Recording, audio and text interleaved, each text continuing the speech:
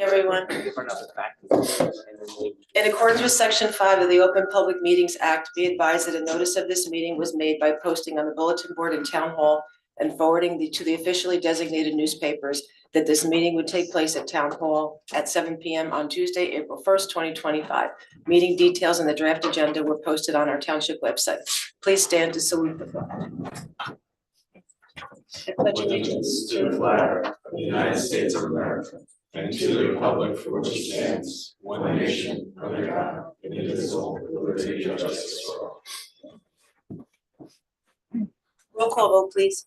Deputy Mayor Cohen. Here. Mr. Cosgrove. Here. Mr. Sacramandi. Here. Mr. Stoller. Present. Mayor Romano. Here. Thank you. May I have a motion to approve the agenda? So, May I have a second?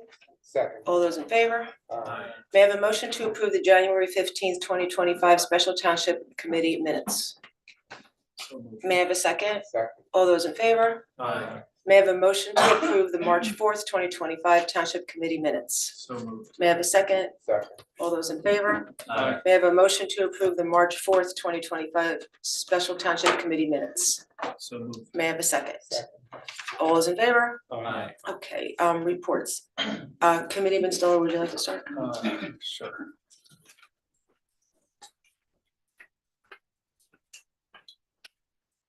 All right, Recreation Committee. Golf course is open for the season today, April 1st. We currently have 327 resident members and 205 non-resident memberships. So far exceeded our expectation, and we probably will get some more. At the March Recreation Commission meeting, we discussed the Short Hills Youth Baseball Program. They're interested in Field A, which is a smaller field at Giro Park, putting in lighting. And there are some parents who have come forth and asked to do a fundraiser for that. So you'll be seeing that under new business on the agenda. I think it's tonight. Is that tonight? Yep. Yeah, excellent. Special Improvement District, Explore Millburn Short Hills just finished the 3rd annual restaurant week, and I saw some people out and about. A huge success. 30 restaurants participated. KPIs will be coming soon, but it was better than last year. And then the next big event is Girls Night Out, which everybody seems to love.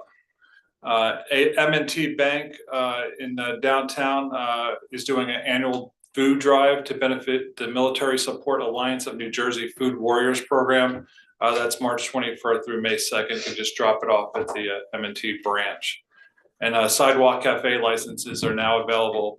So any interested parties, food establishments or businesses should go to the website and put in their application. Great kickoff to the sponsorships.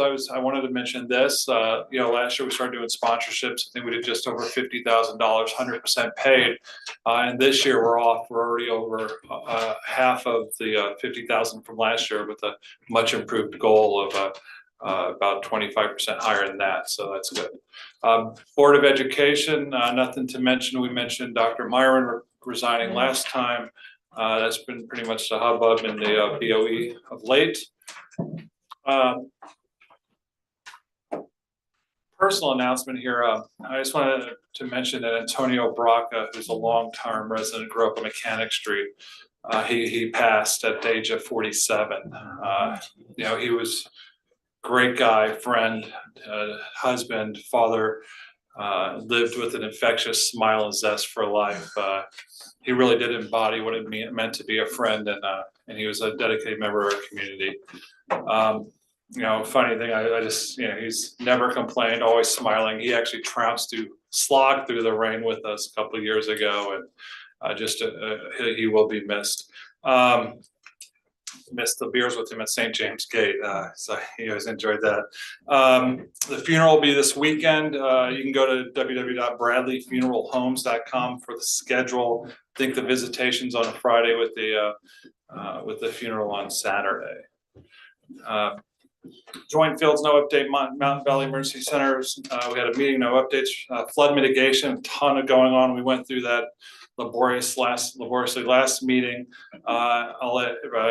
I think Annette's going to mention a letter of support from Essex County we received for the Orange Bypass. Great news. We got that actually in the mail today. Thank you for sending it to me, Annette.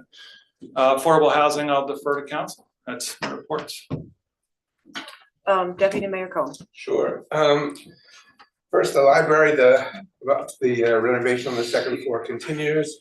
I think the big issue that the library is facing, and people often say, how does the federal government impact us? Well, the Institute for Museums and Library Services, a federal agency, has now put all of their staff on administrative leave as part of the DOGE cuts. How does that affect the library? Well, they're the ones who supply tech infrastructure to the library. In fact, they host the library's website, and they also provide several databases that are available in the library. More to come on what that actually means, but if all the employees are on administrative leave, it's not looking good. At the Arboretum, we held a 4-hour planning session looking at short and long-term goals for the organization and figuring out where they want to be over the next 2 to 5 years. There was also a meeting of the Zoning Code Advisory, which has an unbelievably long agenda of zoning issues that are being looked at. Probably the one that's furthest along is the one that makes clear the definition of multifamily houses. That one had come up here before and was sent back to the committee because the Township committee felt that it was still unclear.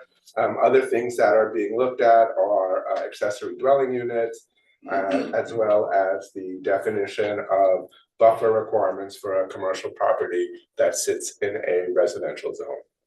Thank you. Committeeman Second. Sure.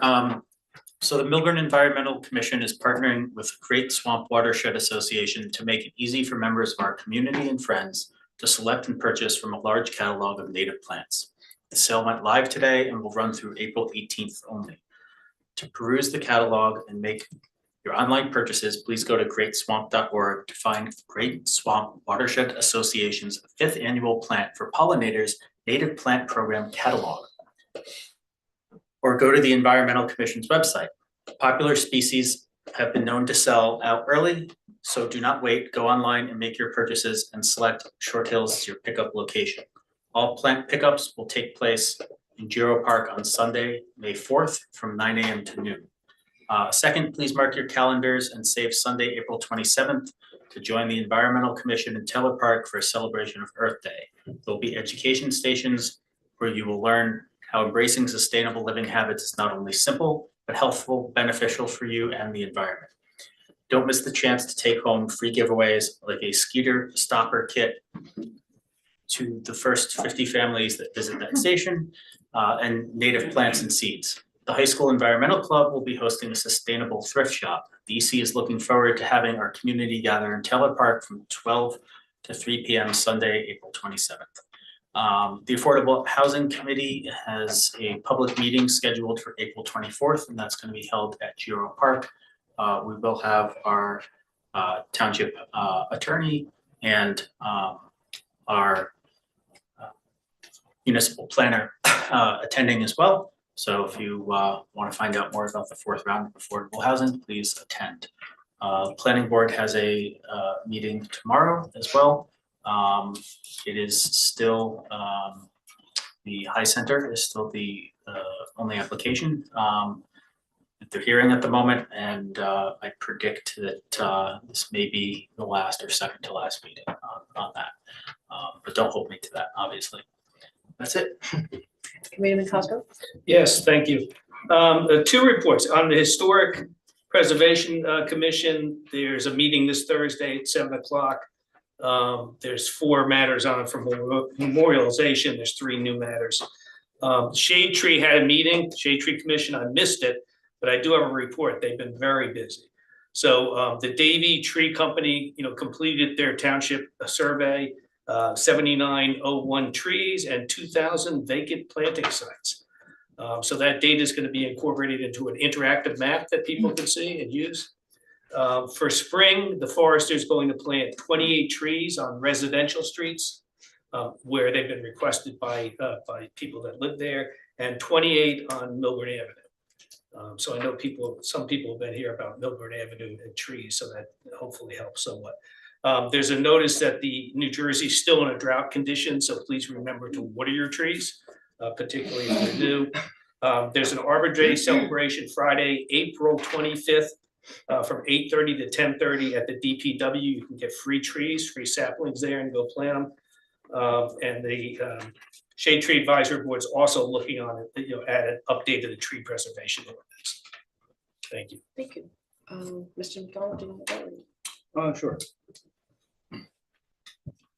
Thank you. PSE&G and New Jersey American Water will be doing work on Main Street during the week of spring break, thankfully. The New Jersey American Water work is on the part of Main Street between Milburn Avenue and Essex Street. There is a water service connection that they've put asphalt on. They're going to replace that with concrete. It will shut down the right-hand lane of Main Street for some time while the concrete cures, but it will not be a full closure once the slab has been poured and replaced. The good news is that PSE&G and their contractor Rockburn will be repaving Main Street from the Springfield border to Milburn Avenue. This will be night work over the week of spring break. They will also be attending to the intersection of Spring Street and Milburn Avenue at that same time. So that, again, like I had mentioned, the weather is starting to break. We've got the ability to do this work at night, so that work will be taking place, and thankfully the vast majority of it will be over spring break. Well, hopefully, things are a little quieter. Just an update for the committee and for the public on the police staffing study. We are nearing the end of the staffing study.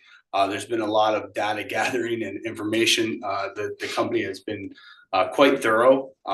There is a question that was posed to me about, whether there is a public participation portion of this study. So I'm going back to the consultant just to ensure that if there was, that we get that scheduled and can have that discussion with the public on that.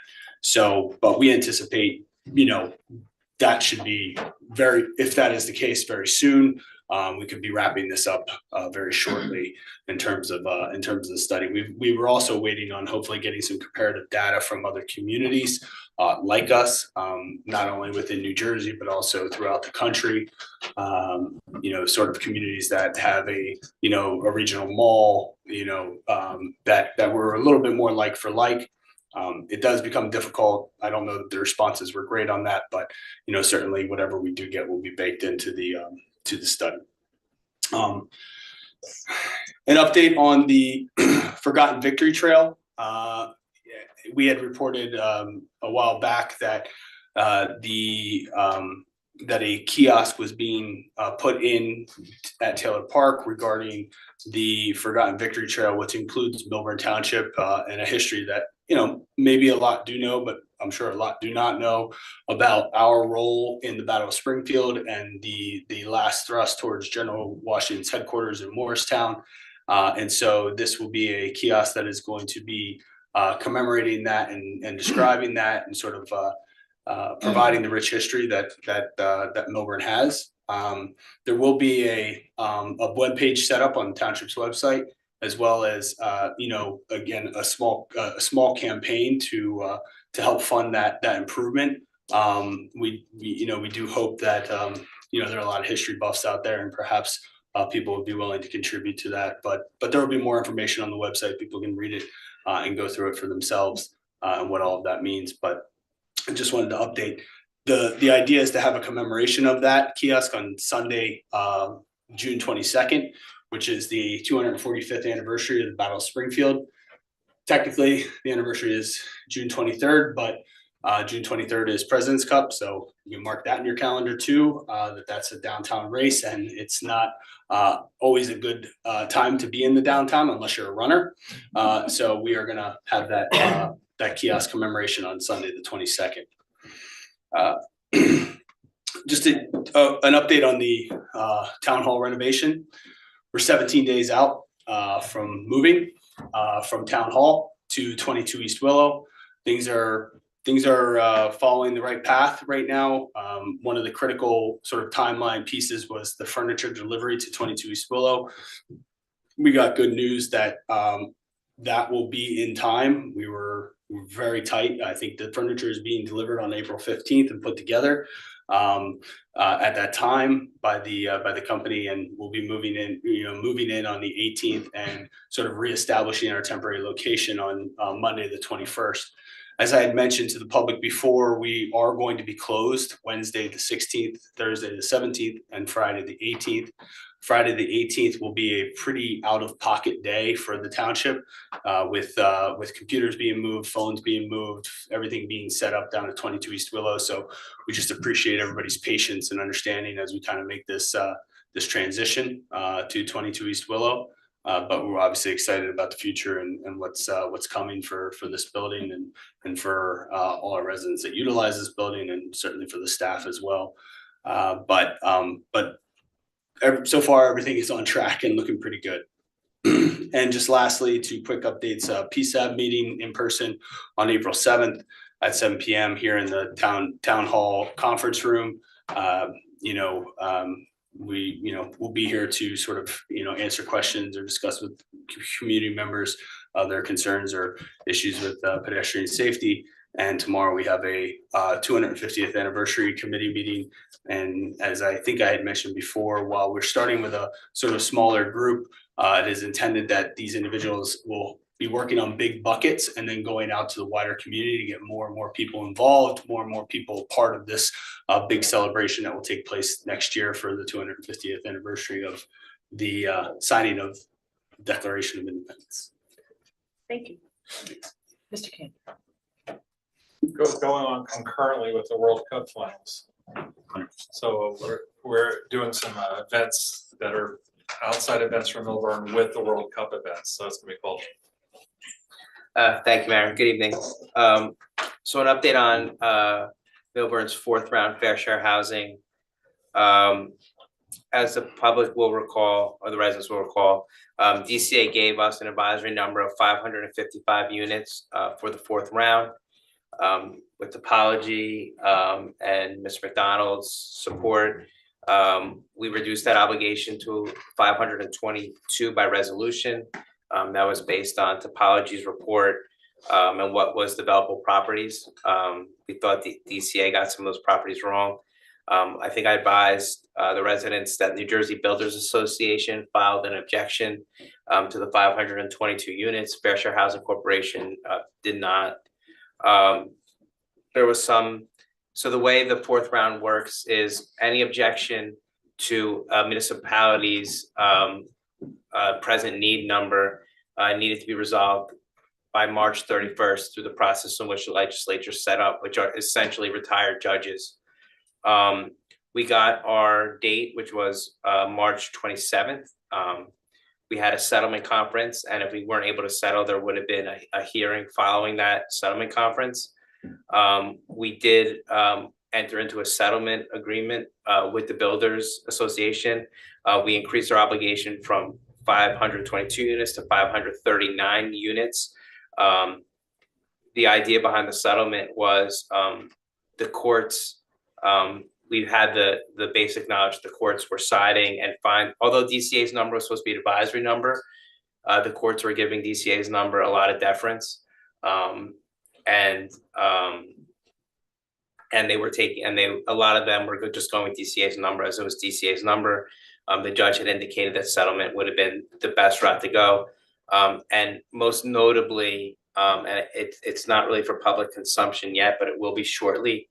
Our planner has done our vacant land analysis and determined what a realistic development potential will be for the 4th round, which is not a significant realistic development potential. Those are the units that we must build.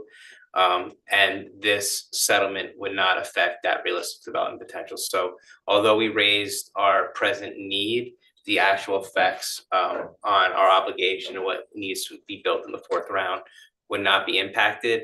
There was a risk of not selling, and not only we would have gotten the DCA's number, which was 555. I don't know if anyone is here for Topology's full presentation or recalls, but our district, which is made up of 4 counties, had, I'm rounding, a 28,000 unit need throughout the district. As municipalities were lowering their number, one of the arguments the Builders Association made was there needed to be a reallocation because the 28,000 number was the constitutional need for the district.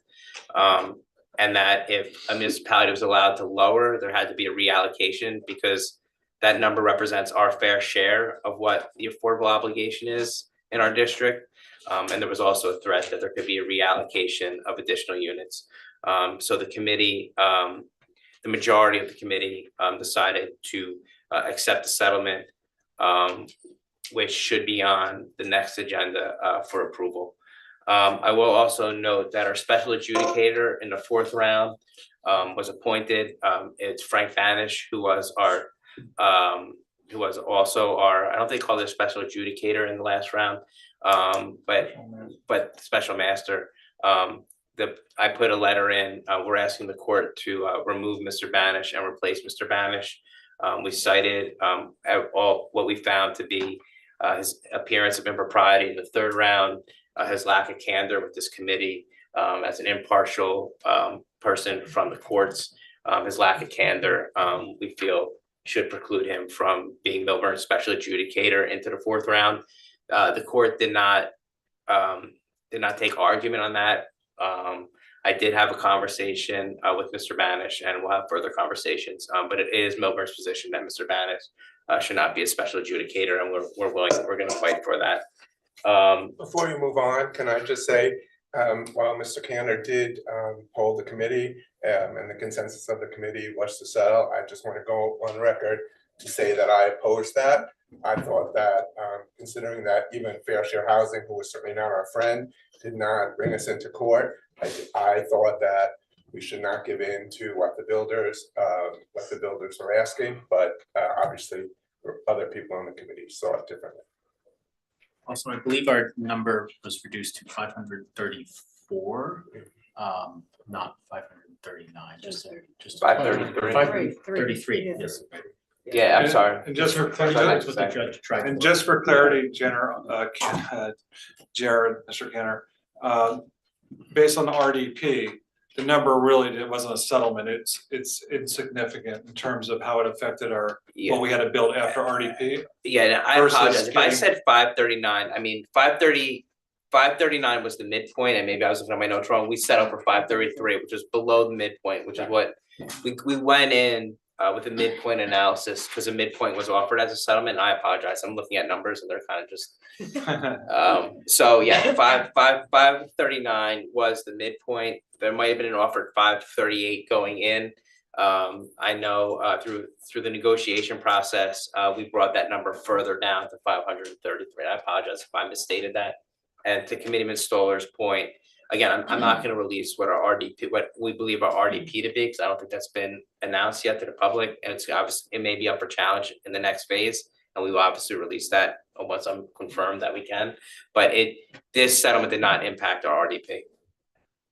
Additionally, Attorney Cantor, I believe that some other municipalities that fought this ended up with not only the DCA number, but then they also got some additional reallocation, correct? Yeah, there were some municipalities that were hit with the relocation units, and we're not quite sure what the state's going to do with that. But yeah, there was a threat of a relocation addition. Yes. Nonetheless, I just felt we really, we've just been made an example of over again. It was just worth fighting because no matter what those numbers were, the RDP wasn't going to change. So I just didn't think it was appropriate to give in to the builders. Sir, any further questions from the committee or any other legal matters you'd like me to address? Thank you, Mayor. Sorry, there is one other thing that I just wanted to point out to the public. Certainly with the move from town hall, we will not have use of this room. Our May 6th meeting will be at the Board of Education building. A lot of our boards will be renoticing, particularly HPC board, planning board, zoning board, and township committee will be renoticing for use at the Board of Education. We're still, there's still a couple of things that we're ironing out, but just making sure that everybody's aware that meetings will be changing location. particularly even those meetings of the Environmental Commission, will be changing location, as well as, I don't know if anybody follows the Lackawanna Coalition, but they will also be changing location. So just keep that in mind. Please keep an eye on the website and make note of those changes if you attend these meetings. Thank you. And then, sorry, one more thing too. We was talking about the special improvement district. The big three guys are stepping up on sponsorships. Like we always say their names. Live Breads is doing great. Game Changer Fitness, and then the new veterinary emergency group, which is the business going in at the old Harmon over on Morris Turnpike. They've really stepped up as well. So always want to mention our sponsors. When are they supposed to open? The vet, do you know? No, I think right now they're still going through the build out. That's great. But that's a. And I also noticed the new tables in the courtyard today. Very nice. That'll be nice when the weather gets warm. Thank you, Comedian Stoller, for mentioning the letter of support. I know we've been working on that for a long time. So it's just another piece of the puzzle for the Orange Reservoir for the bypass project. So still a long way to go, but we're getting there. Public comment. When invited to speak to offer your comments, please come to the lectern and clearly state your name and whether you are a Millburn resident and/or property or business owner. Please do not provide your full address, seeing our meetings are recorded and readily available to the public. For the convenience of our community, there is a remote option. If you called in and would like to comment, please press *6 now. If you are attending by computer or electronic device, please click the raise hand button and be sure your video is on when you comment. All members of the public wishing to speak will be put into the queue to address the committee. To help facilitate an orderly meeting and to permit all to be heard, speakers shall limit their comments to 1 3-minute session. You will be prompted when there's 30 seconds remaining. A reminder that this is not a time for dialogue or to debate a matter. This is a time during our business meeting for the public to offer comments. I will now open the public comment period.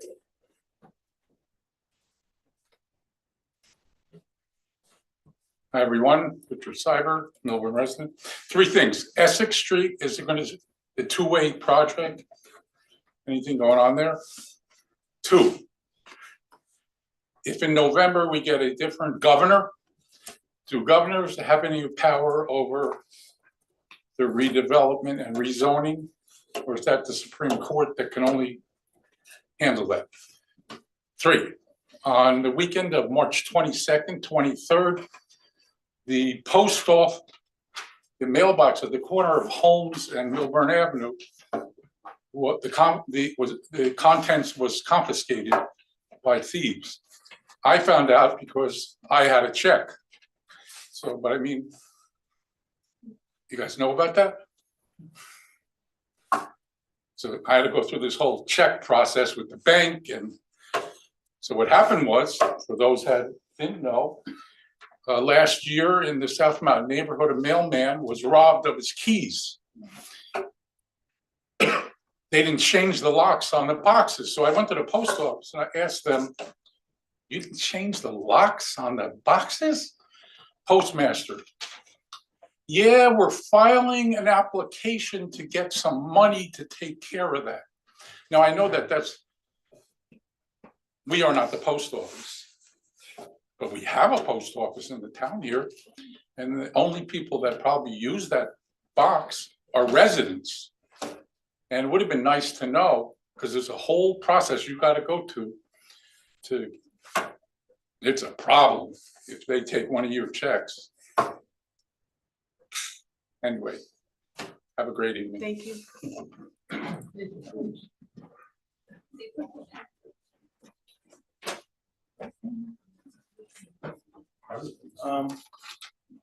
Good evening. My name is Jeffrey Feld. I live in the poet section for more than 32 years.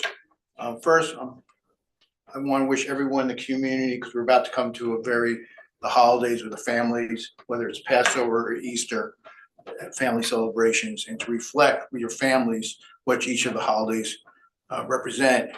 I just want to talk at this point about the agenda items. Later, it'll be the introduction of the budget. I thank you for the first year attaching a user-friendly budget, but when you approve your budget introduction, you have to, I think you really have to refer to the line item thick document that you're approving. And if you're gonna tell us when the date of the public forum is before the actual second hearing on the budget, that would help us. For the public, the capital budget is enclosed in the more thicker document, not in the user-friendly budget. As to the tax credits, tax appeals, for transparency, can you at least put the street address rather than block and lot? And in the last few years, there's been cash payouts and then credits. And when you look at the user-friendly budget, it reflects, I think, cash payments rather than the credits that were given. So it's part for us to keep track of accountability of what's going on. Tonight, you're going to be approving consulting for Taylor Park.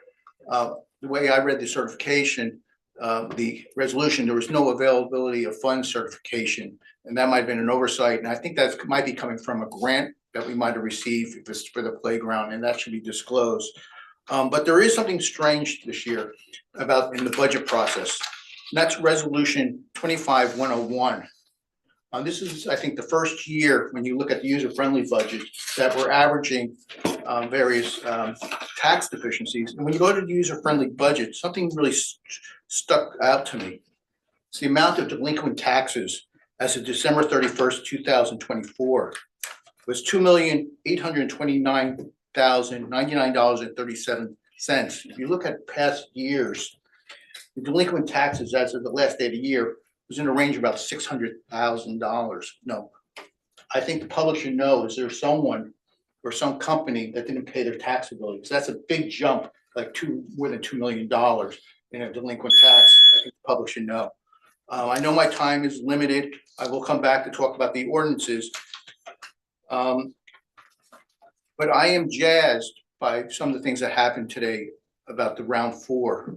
Remember, we do have a case that's going on in Mercer County, and I think that even though it's a settlement, I don't think it impacts some of the arguments that have been made in the Mercer County consortium. I'll speak later about other issues. Thank you. Anyone else before we go online?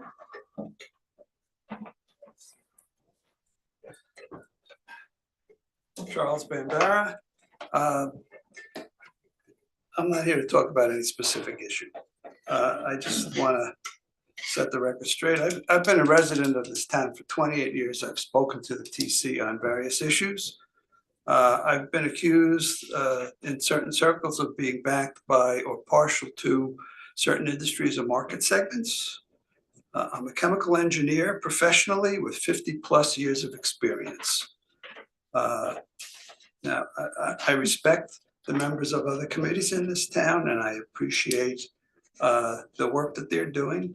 But professionally, I'd be willing to bet I've done more for the environment than anyone on any of the committees in this town. The focus of my business for 50 years has been on the environment, clean fuels, carbon capture, biofuels, recovery of chemicals from wastewater, and the list goes on. I was also a safety engineer, a site safety engineer responsible for OSHA and EPA compliance. Personally, I have no ulterior motives or agenda. I only insist that the unbiased truth be told and be presented. And when it isn't, I post and I stand before the TC to set the record straight. I brought my expertise to the Flood Mitigation Advisory Committee. Beyond that, I'm at your service. If you ever need scientific or unbiased information on any topic, please let me know. I'll be happy to tell you what I know. When I speak about technical topics, it is not from a position of weakness. So just so you know that.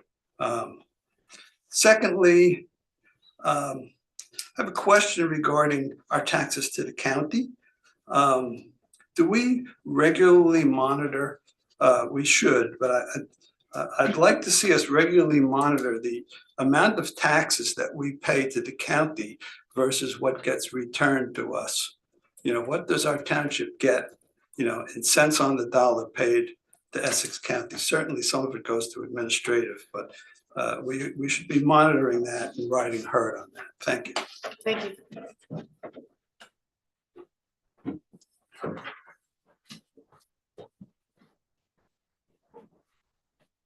Hello, Leah Cruz. two things. I wanted to report an instance of graffiti. I could do it through the SDL portal, but is that the best way to go about it? Okay. Just trying to save myself. Where is it? It's on the parking kiosk, I have a picture, right across from Sunny Scrambled. Yeah.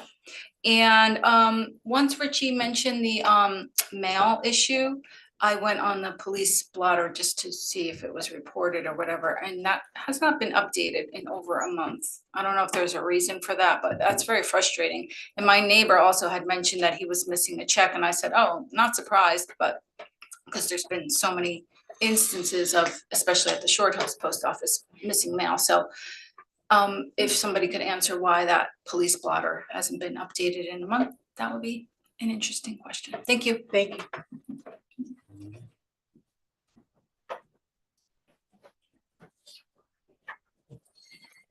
My name is Katya Segre Cohen. I live in the South Mountain section. And I just wanted to comment about the gas-powered leaf blowers and just let you know that I, for one, and others like me, would love to see them banned completely, but at least curtailed the way the Environmental Committee is proposing. There's two main issues from my point of view. The first is noise, which post-COVID, lots of us are now working from home, and the gas-powered blowers are really, really loud, and they go right through, especially if it's, you know, if it's nice out and you have a window open, obviously you have to close it. But even with the windows closed, it's hard if you've got kids who are sleeping, but it's also really hard for those of us who are working from home, who are on Zoom meetings, who you then have to try and explain why it sounds like you have a freight train going through the back of your room. And the other is an environmental issue, which I believe that the Environmental Committee has already given you all of the data, but I just wanted to sort of reinforce there's this wonderful study that was done by Edmunds that says that a gas-powered leaf blower running for 30 minutes, which is about what it'll take to clean up somebody's yard, is the equivalent of a Ford F-150 driving 3,800 miles, which is further than to get to LA. It's about the same distance as going to Denver and back. And even if you just let it idle for 9 minutes, so you're not even blowing leaves, but you're just sort of getting things ready to go, it's the equivalent of having driven for 235 miles, which would get you to DC. So just for the air that we breathe and the peace of mind, it would be great if we could curtail them as much as possible. Thank you. Thank you.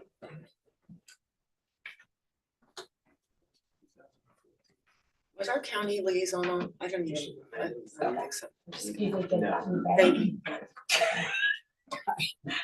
Jean Pasternak, resident. I just wanted to bring to your attention, there was something posted on Facebook, but I've also noticed it because I live there. The light at Hobart and White Oak Ridge that was put there by, I guess, the county, Essex. But we still control, I guess, White Oak Ridge is the county road and Hobart is our road. I'm not sure, but anyway, the backup on Hobart is getting worse and worse. So it looks like a timing issue might be going on. So that might, if somebody could maybe ask them to have a look at that.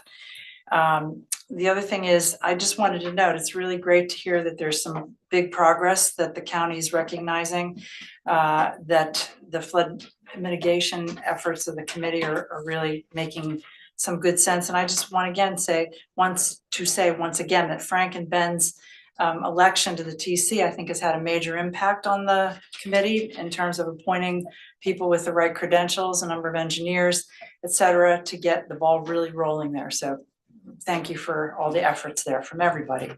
I also just want to say something to note Mr. Cohen's comments that, you know, I'm so glad that you have seen the light about what happened to our town with the Fair Share Housing Settlement Agreement, but I just wish that you had been there in 2021, having been a member of the Democratic Committee all that time, acting as treasurer for a number of those people that voted in favor during their campaigns of that stealth fair share housing settlement agreement in 2021 that has led this town into a really devastating situation with our overdevelopment and with developers. So I hope you'll continue to fight and continue to remain in the position that you publicly stated this evening. Thanks. Thank you.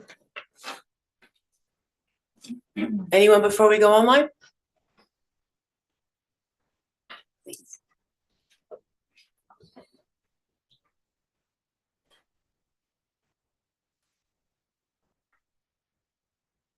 Good evening. Good evening, Sarah Sherman, resident. I want to say as a 25-year advocate for flood mitigation in my neighborhood and in this town, that any progress that we are making right now has been in the works for quite a while. So I'm going to say that the last 5 mayors in this town have all worked on flood mitigation and on getting the Orange Reservoir project moved forward.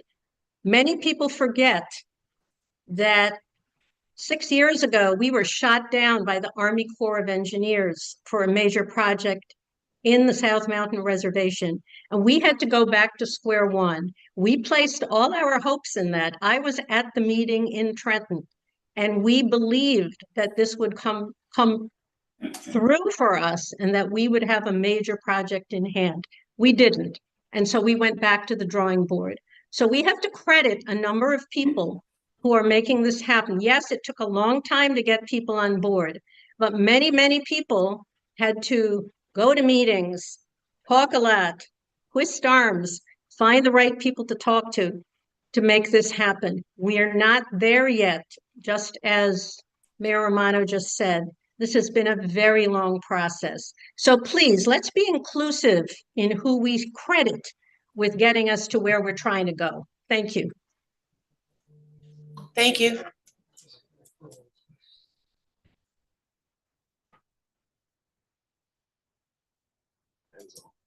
Awesome. Okay, I'll now close public comment. Any comments? Peter Vincella, you want to start? Sure.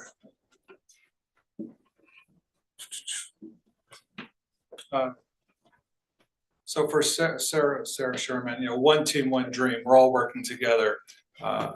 It's just really all coming together now, and we're all happy to see it for the benefit of all residents.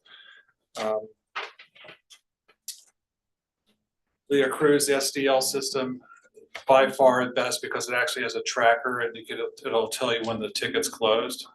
Very good for potholes too, by the way. That's a pro user tip there. If you put in a pothole and it gets filled, it'll let you know. Mr. Cyber, good point on the post office.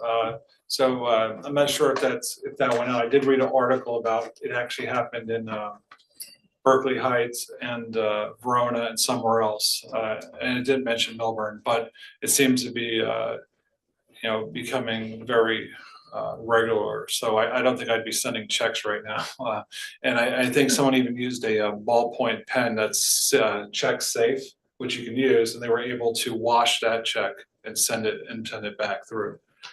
And then this other point too, to Jean and a couple other people. The way we approach affordable housing in this town needs to be done in a conscientious and positive manner. Fighting every battle for the sake of fighting, to me, is not the recipe to be successful. We need to build alliances within New Jersey. We need to set our points. We're not against fair share building affordable housing. We're for doing it sensibly, financially, correctly, and pushing that forward. So, I think from the majority of the board who voted not to fight the New Jersey builders, I commend you guys. I think it was the right decision. What else? And Charles Bembera, thank you so much for the contribution you've made to our town. I appreciate it. Oh, and one other thing too, he made a point about monitoring the taxes we pay. And you guys know I get on the soapbox every time I'm up here about we pay a lot of money, over $50 million a year to Essex County. What do we get in return for it? Well, I'm actually going to Essex County. Mayor Romano was kind enough to set up a meeting for us with the powers that be in Essex County to sit down and discuss those actual issues. And also discuss, monies for flood mitigation, monies for other projects we want to do here in town. We pay over $50 million a year in and year out. That's we're a big customer. So what are we getting back in return for that? How do we work hand in hand with our county officials to make sure that we're thriving as well? Thank you. Sure. Few things. First of all, I think we should be looking at the light on Hobart and White Oak Ridge. It's very short when you're on Hobart, and there's no turn on red. So even if no one's coming, although we may not be able to see them if they're speeding up from the highway, it's a very short light on the Hobart side. So we need to look at that. Check fraud. I also, not this incident, I've been the victim of check fraud. What I was told by the banker who dealt with me was, if at all possible, don't use checks. Keep that to a minimum. And if you must use a check, don't put it in a mailbox. Go into the post office and put it in the slot while they're open. No guarantees that something will happen there. As we know, the Short Hills Post Office, they left the back door open, and that's how mail got stolen from there. But putting a check in a mailbox and hoping for the best is really too risky at this point. Essex County, sure, we do pay a lot. Part of that is because of the wealth and the property values in this town.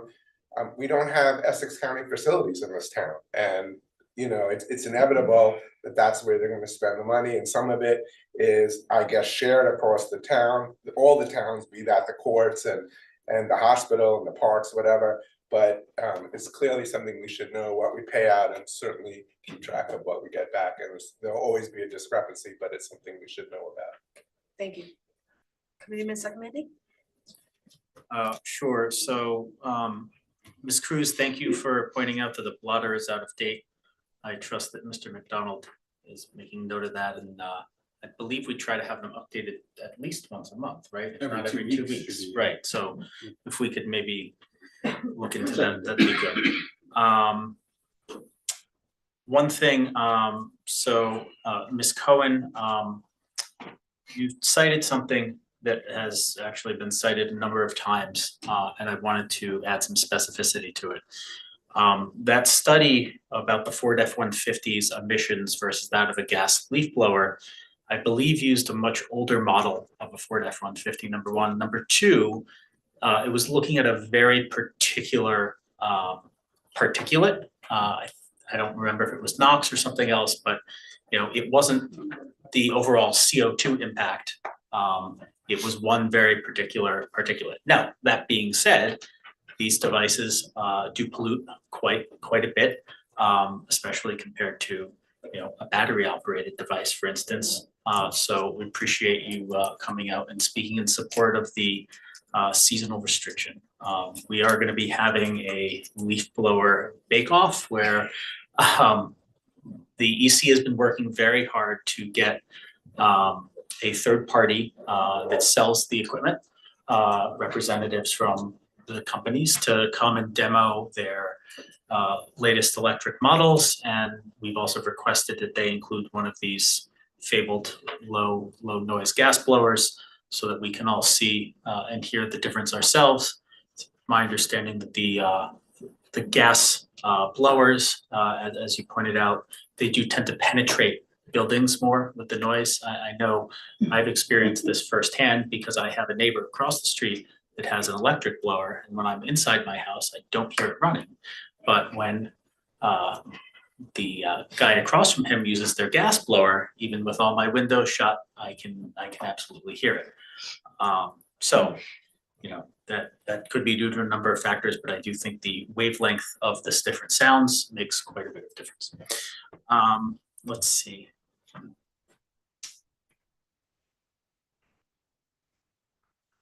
As far as what we get back from our county versus how much we give, in Essex County, I feel like their motto should be, ask not what your county can do for you, but what you can do for your county, because it seems that a lot of times money just goes out and doesn't come back. So I really do hope, Mr. Stoller and Mayor Romano, I hope your conversation with the county goes well. I hope that, they finally step up and put some money towards flood mitigation, especially considering the fact that, if you look back 20, 30 years ago, flooding wasn't as much of a problem. What was different back then? Well, a number of things, but one thing that was different is that complex, that giant complex that bears Jody's name, at Turtleback Zoo, did not exist. So you didn't have all that impervious pavement. And what do you know? There was less flooding because trees absorb a lot of water. So the more impervious surfaces that you have, or that the county builds, up elevation wise from us, the worse it's going to have in terms of flood impact. So considering that I think they certainly contributed towards the problem, I would hope that they pay to help remedy it. That's all I have. Thank you. Thank you. Committeeman Cosgrove? Nothing further. Thank you. Okay. Mr. Dillon? Nothing, I'll look into the police squad. And the light. Oh, I will comment on the light. So it's my understanding that that post in particular, while understand that light is short, it was always going to be short, based on the traffic movements and the volumes on each of those streets. White Oak Ridge Road and Hobart Gap being the primary movement and a very busy road, Hobart not being as much. And certainly you're sacrificing a little bit of that for the safety at that intersection. It's my understanding too that photo and that comment was made right at school letting out. So I think that also plays a factor into it. With all of that being said, what we are, I've provided that issue already to our assistant engineer who has a traffic background.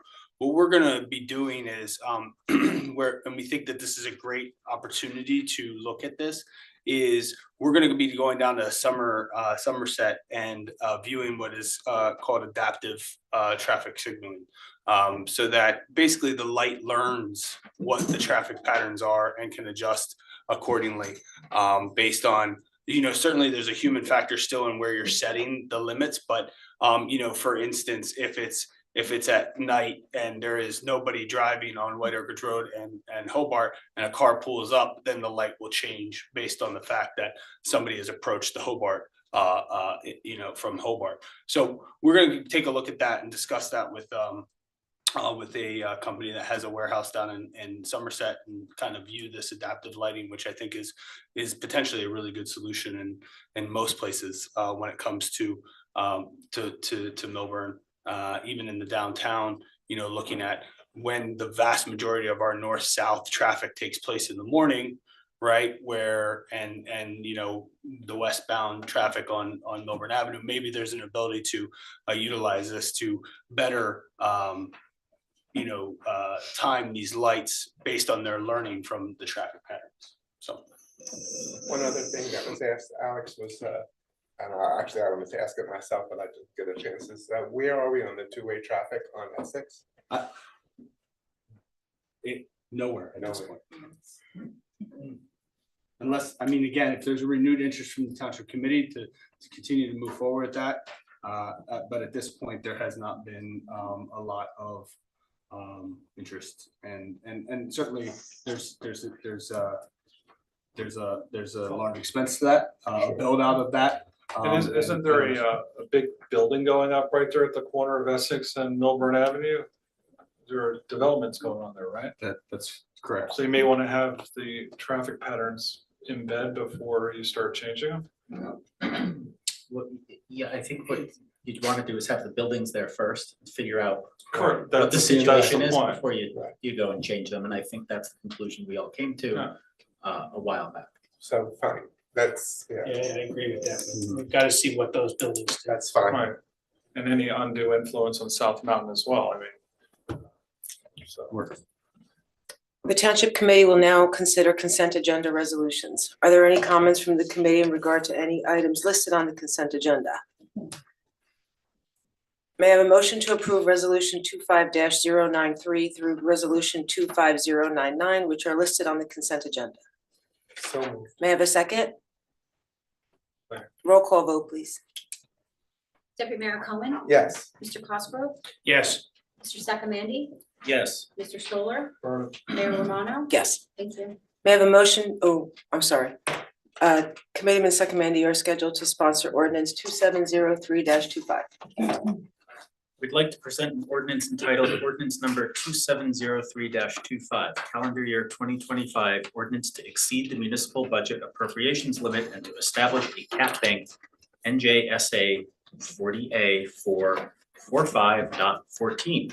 Mr. McDonald, perhaps you could explain, to the public why we need this ordinance to increase the cap from 2.5 to 3.5% and what that actually means and what led to that increase. First and foremost, we have Matt Laracy, the Township's Chief Financial Officer, here to help provide that explanation. But the cap bank ordinance is a best practice, for municipalities to create essentially room in their appropriation and their ability to increase appropriations. Otherwise, you'd be, creating an artificial cap and finding yourself in a position where you need to cut things where when you have the ability to do this cap, you create room, even if you don't necessarily need that. This creates a bank that is sort of not real dollars, but can eventually be room in your budget in the future. But I'll also let Matt provide a much better explanation for us. That was a good explanation. Basically, this is like the 1977 appropriations cap. So it's not the levy cap at 2% that's thrown around. And kind of different from Board of Eds, we have a cap that we can bank into 3 future years. So there's an incentive for us not to go up to the maximum every year. But if we weren't allowed to bank that for future years, much like Board of Eds, they kind of have to basically use it or lose it. Where this does us increase the cap and then use it if we need it in future years. We're $290,000 under this cap this year. So that $290,000 will be available to us in future years if we need it. Thank you. Thank you. I move that this ordinance be taken up and passed on first reading and that the township clerk be authorized to have the ordinance published in accordance with law in the item and for hearing and final passage on Tuesday, May 6th, 2025. Please be advised, the public hearing of this ordinance will be held on May 6th at the Milburn Education Center located at 434 Milburn Ave. May I have a second? Second. Roll call vote, please. Deputy Mayor Cohen. Yes. Mr. Cosgrove, Yes. Mr. Sacamandi, Yes. Mr. Stoller, Affirmative. Mayor Romano. Yes. Are there any comments from the committee in regard to resolution 25-100? May I have a motion to approve resolution 25-100? So moved. May I have a second? Roll call vote, please. Deputy Mayor Cohen, Yes. Mr. Cosgrove, Yes. Mr. Sacamandi, Yes. Mr. Stoller, Affirmative. Mayor Romano. Yes. Are there any comments from the committee in regard to resolution 25-101? I think we'd like to provide an explanation on this particular one, Okay. Matt. This is the 3-year average, right? Yeah, so a statute allows us to use a 3-year average. One of the large items in our budget is reserved for uncollected taxes, as you guys probably all know. If taxes aren't paid, the school and the county get 100%, so the deficit falls on us. So there's a statutory reserve that we set and have to include it as an appropriation within our budget. We did have a larger than normal tax liability this year, which is due to just literally like 2 or 3 commercial properties in the JFK area. We collect 100% through tax sale at the very least after 2 years. So it's really just a timing difference. But this allows us, by using a 3-year average, not to artificially increase that appropriation for a one-time kind of blimp in the radar. That's why they allow you to do the 3-year average. Usually we're around like over 99.5% collection. This year we're at, I think, 98.4, 98.5. So that just saves us a little bit of money in our budget. And this is something you can do on any revenue, right? Correct? Or is If you needed to support additional revenues, you can use 3-year averages as well, right? and in particular, what this would have done in our budget would, and knowing that it is a timing issue, what this would have done in our budget would immediately put a $300,000 gap in our budget. So being able to use the average gets us to the point where that doesn't impact us. The properties on JFK that you mentioned, have they been deficient in paying their taxes?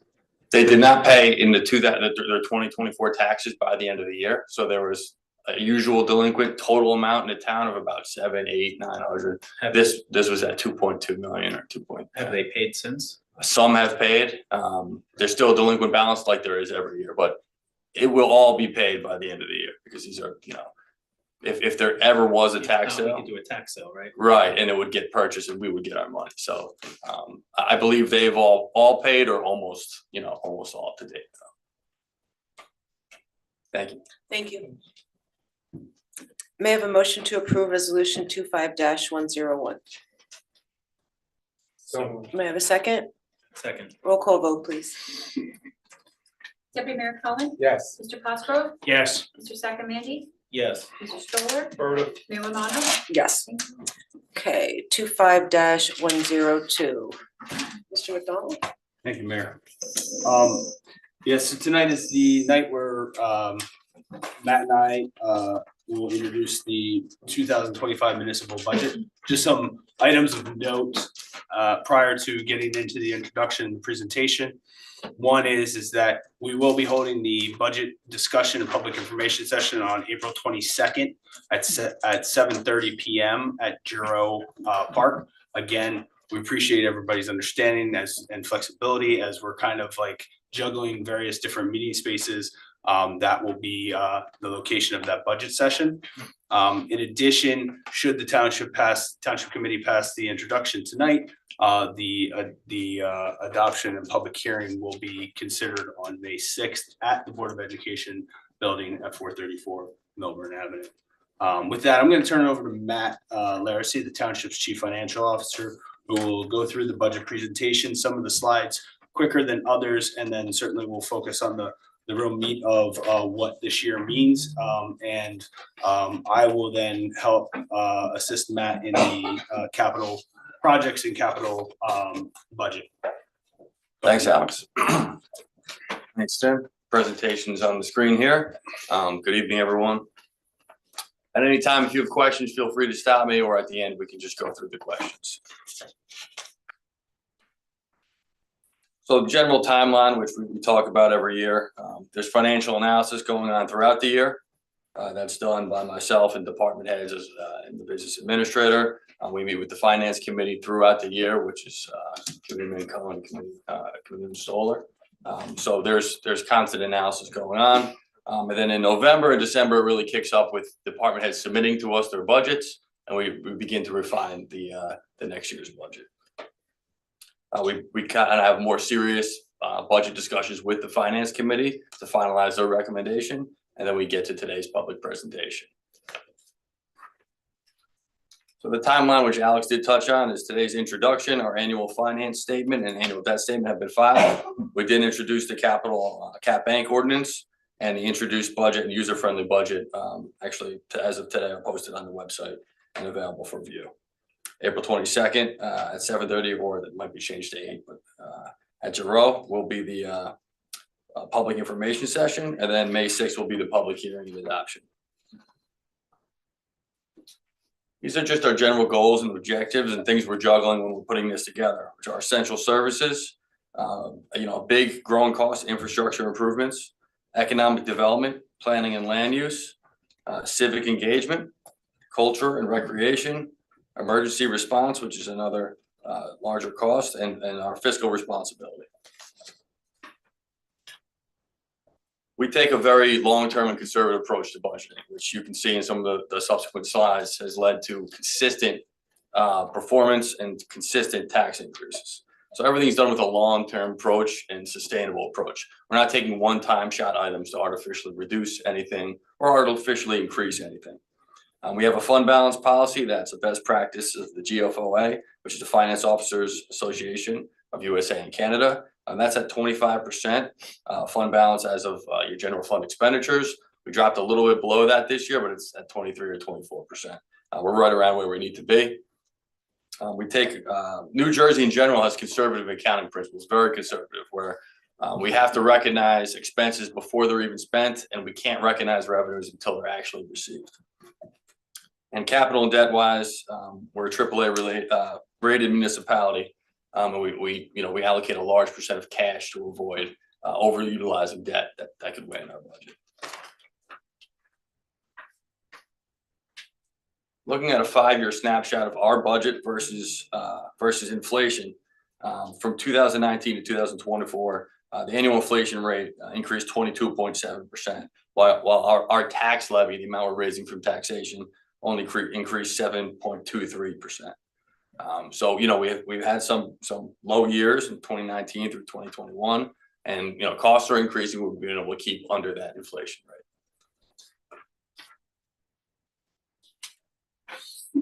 Comparing us to the major tax player in the municipalities, the Board of Education, who do a consistent job budgeting as well. You can tell it's one of their goals. We've increased, the Board of Ed has gone up approximately 10.3% over that same time span, so over those 5 years. And they're about 51% of the average tax bill.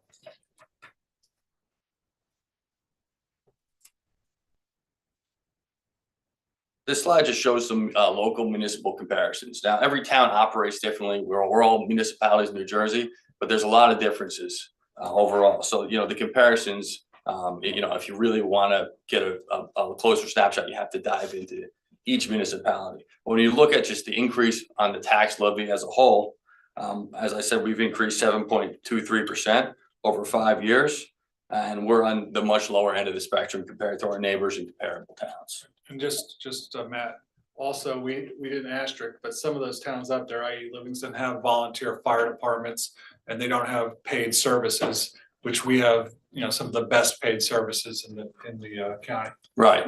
So that's why, all these towns have different they might have a utility, whereas it's in our current fund budget. So there's a lot of differences.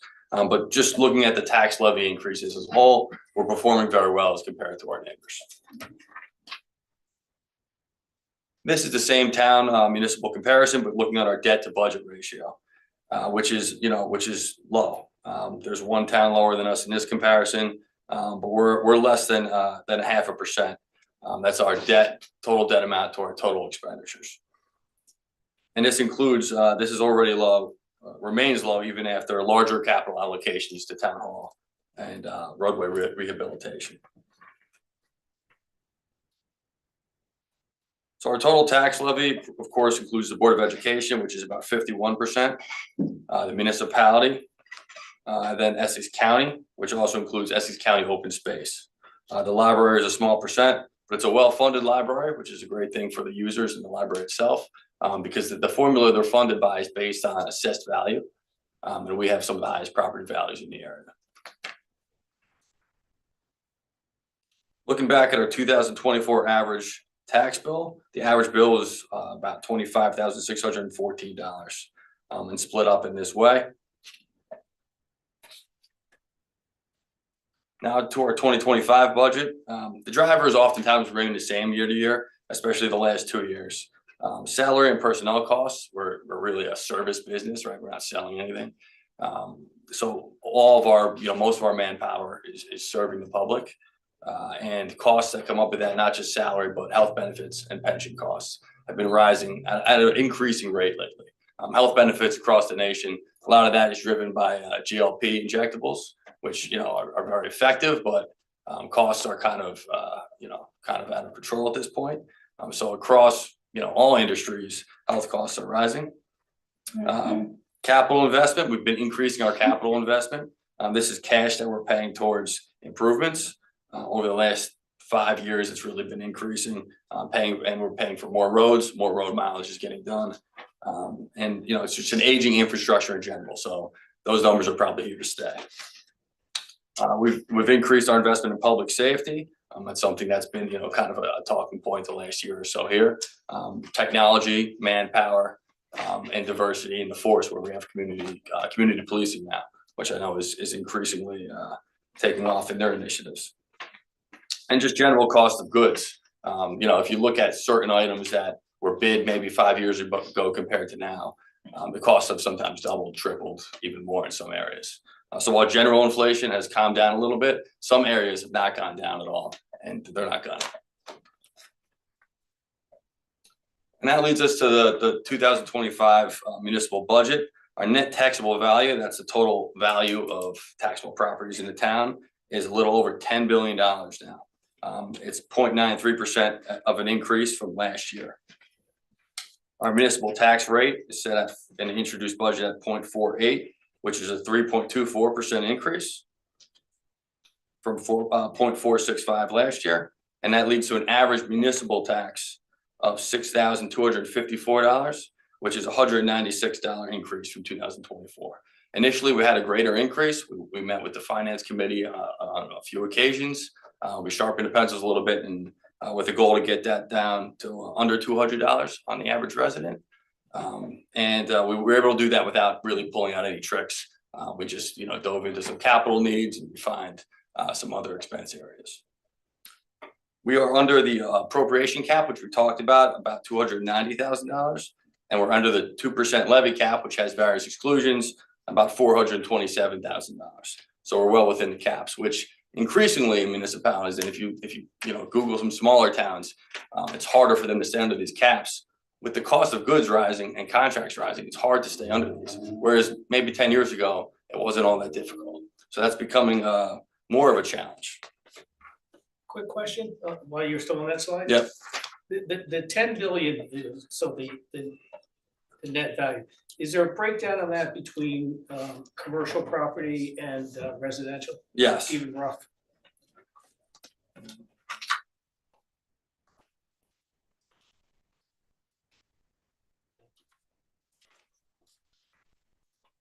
So of the 10 billion, and I don't.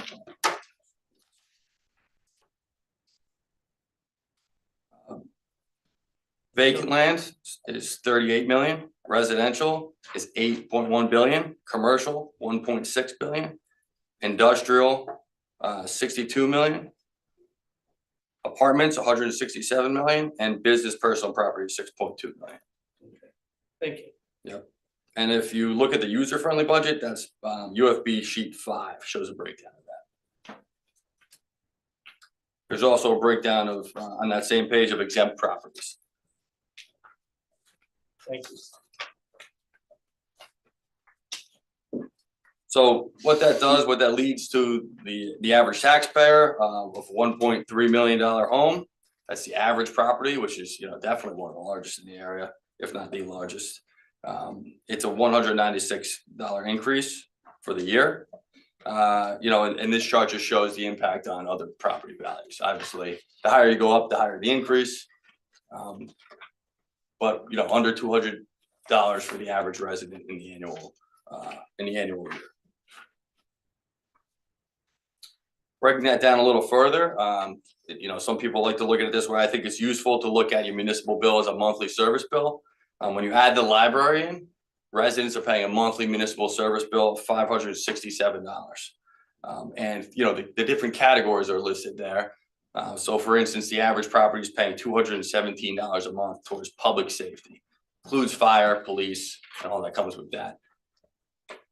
Public works is the next largest category at $91, and that includes all the work they do, capital, improvements that go along with public works.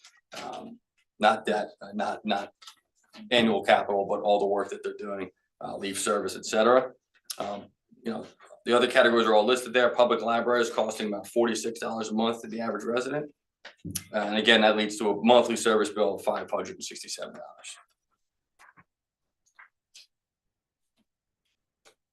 Our snapshot of our budgeted revenues here. Fund balance is our operating balance that we're then regenerating each year, hopefully, and then allocating again in the subsequent year. That's a slight increase in what we're allocating to $7.725 million. Municipal receipts are pretty flat. Grants, you'll see in this graphic, are lower from the previous year, but that's because grants come in during the year and are added to the budget. We do Chapter 159 resolutions. So as those come in, we add them and it amends the budget. The library tax increased from 3.9 million to 4.2 million. And the municipal tax makes up the difference there. That's the tax levy. We had good years in some of our revenues. Construction code on the right there. We came in higher than budgeted. Interest earnings much higher than budgeted. We continue to use a mix of just our checking accounts, getting a competitive interest rate, but then we shop some other rates. We have a short-term CD, and we were using New Jersey Cash Management, which is a high interest savings account. It's very liquid and allows us to bring in money when we need cash flow. But that's been getting close to 4.5%. So we don't have options for risky investments, which is a good thing. But we want to get the most return we can on the money we have, and that really helps this budget. The golf course had a good year. Hotel tax continues to increase slightly. I think we anticipated a little bit more there, but that might be just the new times. And then our general fees and permits have gone up as well. There's a lot of activity in town, so those fees, permits, construction permits continue to increase each year. On the expense side, you see the total budget there of $71,564,430. Breaking it down generally, we have 41 million in change in salary and benefits, 21 million in operating expenses, capital investment, which is cash capital and debt of 4.2 million, and statutory items and reserves of a little over $4 million.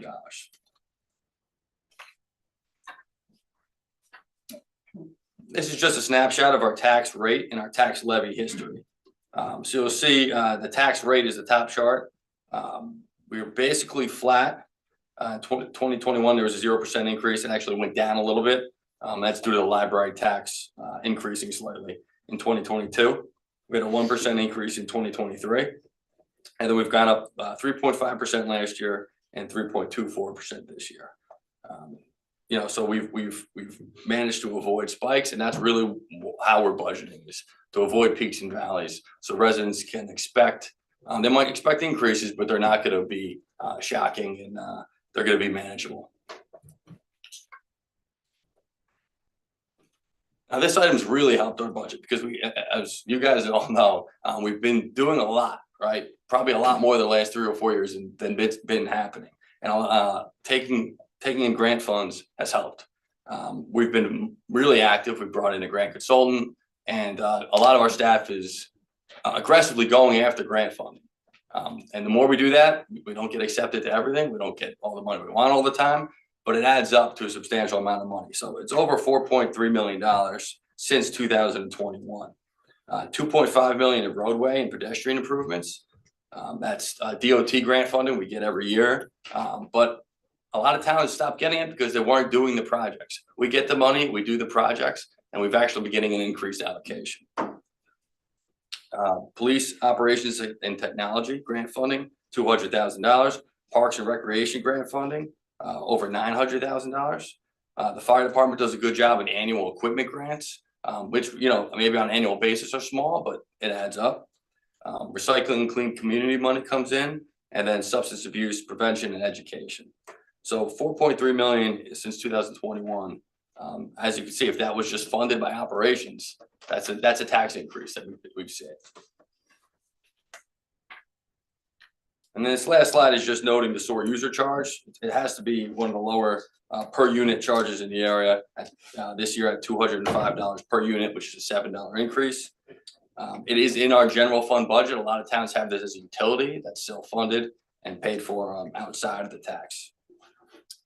We get an annual assessment. We add a slight capital surcharge so we can pay for any capital allocation needs that we're asked in the future. And then we come up with our rate each year. The other budget we have is our parking utility, which is in great shape. We paid off our parking debt in full, so we're debt free here. You'll see it's a $1.1 million budget. Salary and wages, $455,000. Other expenses at $425,000. And we've increased our capital investment, which was basically nothing when we were paying off debt. And now we're able to take money and allocate it back towards improvement of the lots, kiosks, etc. And these two graphs just show our meter collections. On the left is the type of of funds we're taking in, so 25% is still coins, which is surprising. 37% are credit cards, and 37.5% are mobile, credit cards, the app. So credit cards is people swiping the card versus the mobile app.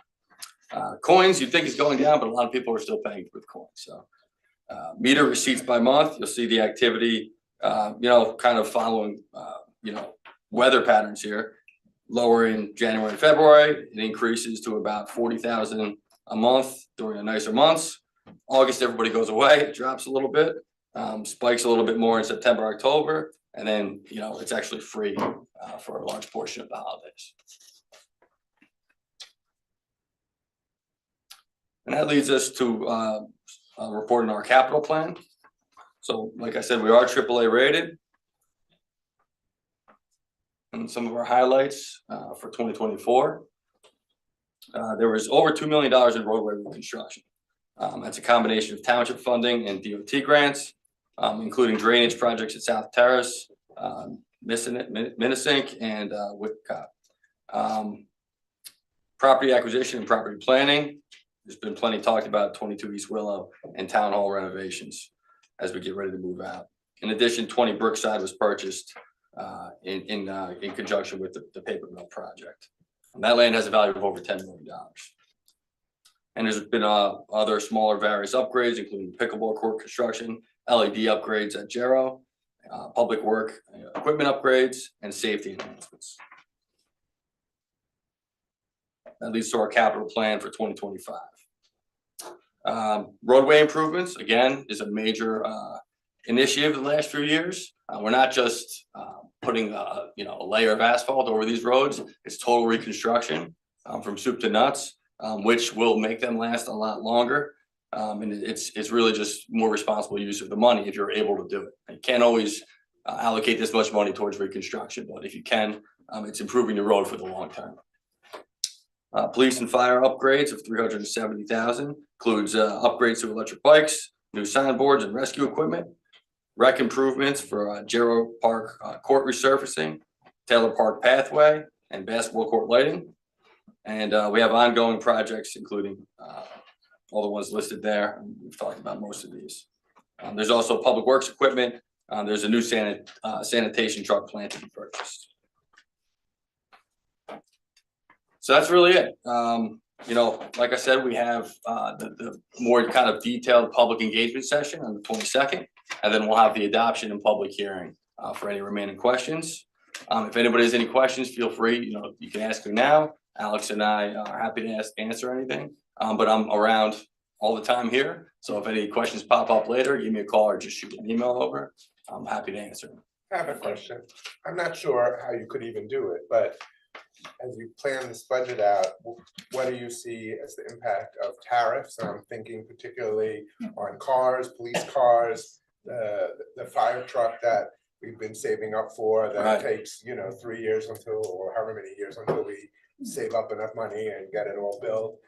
If something skyrockets like the cars, what does that do to this? Yeah, so the fire truck's enough in the future where hopefully everything, whatever the goal is settled by then, right? But the cars are certainly could be an impact. Now, police cars in general, about 5 or 6 years ago, cost about $50,000 all in, and now they cost $100,000 all in. So we've already seen those increases. We basically buy less cars than we used to a degree. We have partnered with Enterprise for leases on our other township vehicles, which in this case, if costs do increase, will be even more successful. But the police are funding their cars through their budget, but also from side jobs. So we take a fee on all those side jobs when they're construction sites or road improvement sites. The contractor pays that fee, and we do set aside most of that for vehicle replacement. So that's helpful as well. Based on that question too, it's crazy how they've gone up in the last few years from 50 to 100, 100% increase. Just so we know, is there a policy for us to buy only American cars for our police force? I don't see any. I see all American built cars. Yeah, in general, New Jersey, that's the standard. And the dealers, or manufacturers that are making the police vehicles are American made vehicles. So part of the reason for that increase too is because many of the vehicle manufacturers have gotten out of the business of making sedan Right. police vehicles. Most of the police vehicles you see now are SUVs. Most of them are Ford Explorers. So there's a very limited number of manufacturers that are actually making police packages. And then in addition, they're making less even types of police vehicles as well. And which the is technology that's now in those vehicles also increased. So part of the reason there's no more sedans is because there's so much in the vehicle, you need a larger vehicle. So there's a few causes of that.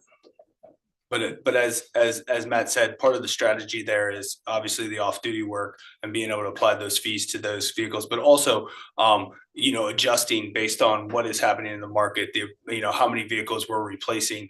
We do have an aggressive replacement schedule, but we can also pull back on that if needed. Right.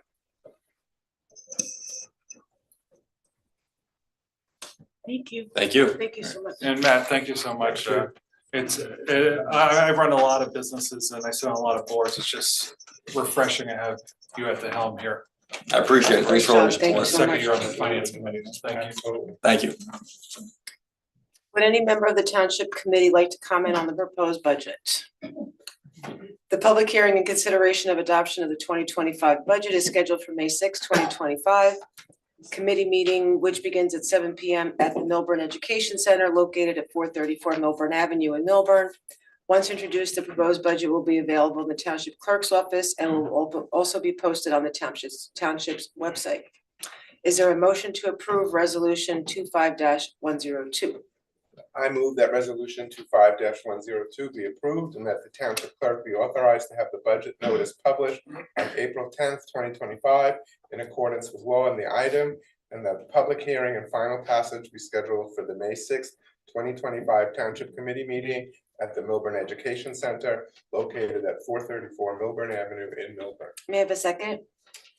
Second. Roll call vote, please.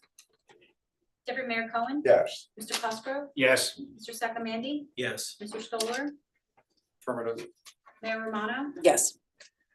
Okay, ordinance 2698-25. I present for consideration an ordinance entitled, where are we?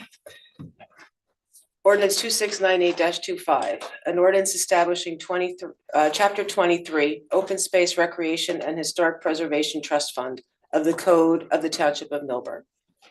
Tonight is the time set for public hearing and final passage as advertised in accordance with law. I declare the hearing open.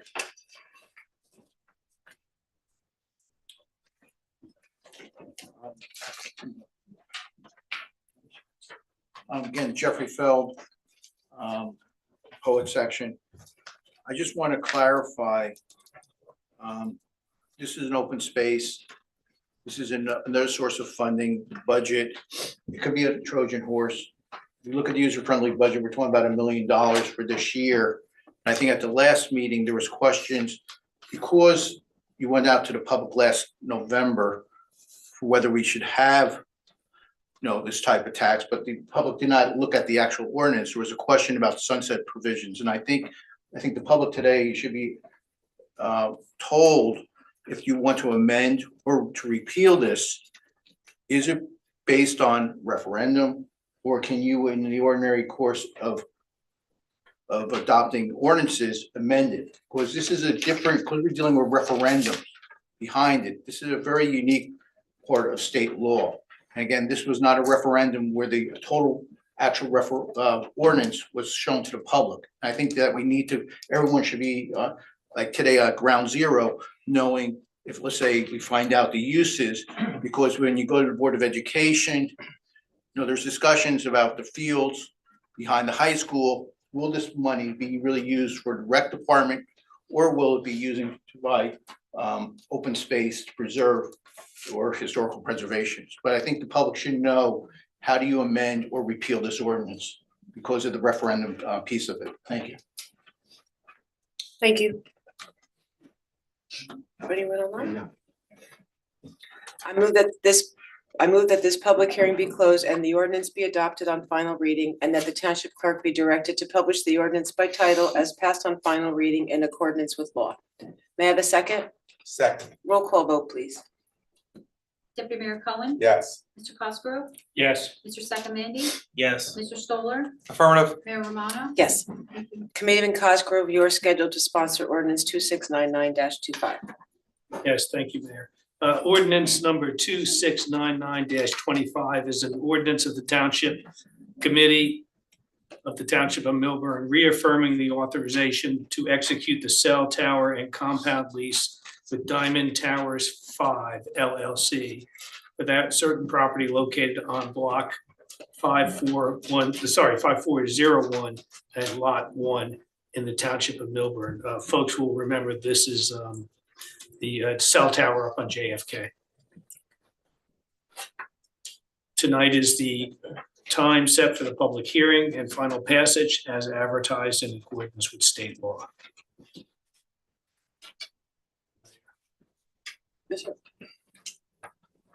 You have to declare the hearing open. I think. Oh, it says chair. I'm sorry, I declare the hearing open. Sorry. I didn't know I had the ability to declare the hearing. Happy to learn that. Anyone? Anyone online? Okay. So now you move, right? That's it? There's nobody online? Okay. I move that this public hearing be closed and that the ordinance be adopted on final reading and that the township clerk be directed to publish the ordinance by title as passed on final reading in accordance with law. May I have a second? Second. Roll call vote, please.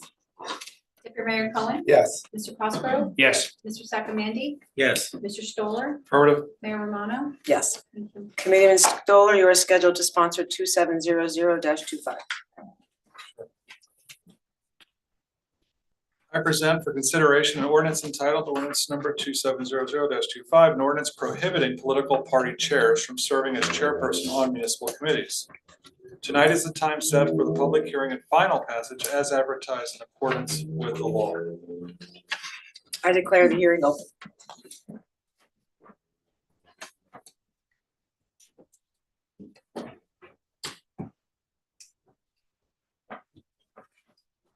Good evening, Phil Kirsch, Milburn resident. I'll take one more shot at this. I still believe that ordinance 2700-25 regulating municipal committee chairs is ill-intended and unnecessary. First, in an atmosphere in which certain parties charge the executive director of the CID of partisanship based on sign enforcement, and others accuse food pantry management, of all things, of prejudice based on politics, it seems clear to me that the motive behind the ordinance is itself political, meant solely as a weapon against the current majority. Second, it is clearly a solution without a problem, as this perception of prejudice has no material foundation. It is a ghost without substance. I'm not sure what will come next if this ordinance passes, possibly something restricting anyone with a party affiliation of any kind from serving on a committee. To repeat, I feel that this ordinance, which pretends to be innocent, is in fact a harmful and unnecessary limitation of free speech rights. One other thing, in the enforcement section of the ordinance, it states that any individual who is appointed to serve on a municipal committee in violation of this ordinance shall be removed. And that seems to be that anyone who currently serves was not put there in violation of this ordinance, and that they would stay, and this would apply to something in the future. Just something I noticed, but thank you. Thank you.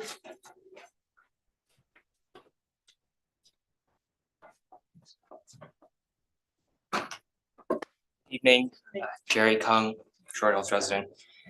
After listening to Mr. Kirsch's comments, I just wanted to quote, New Jersey Revised Statute, Section 44:8-117, Organization of Local Assistance Boards, Director of Welfare Employees.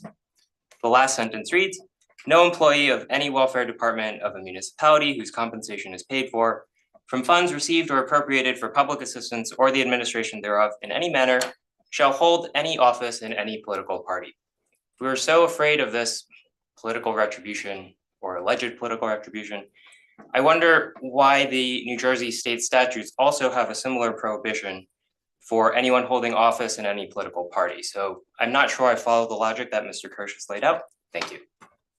Thank you.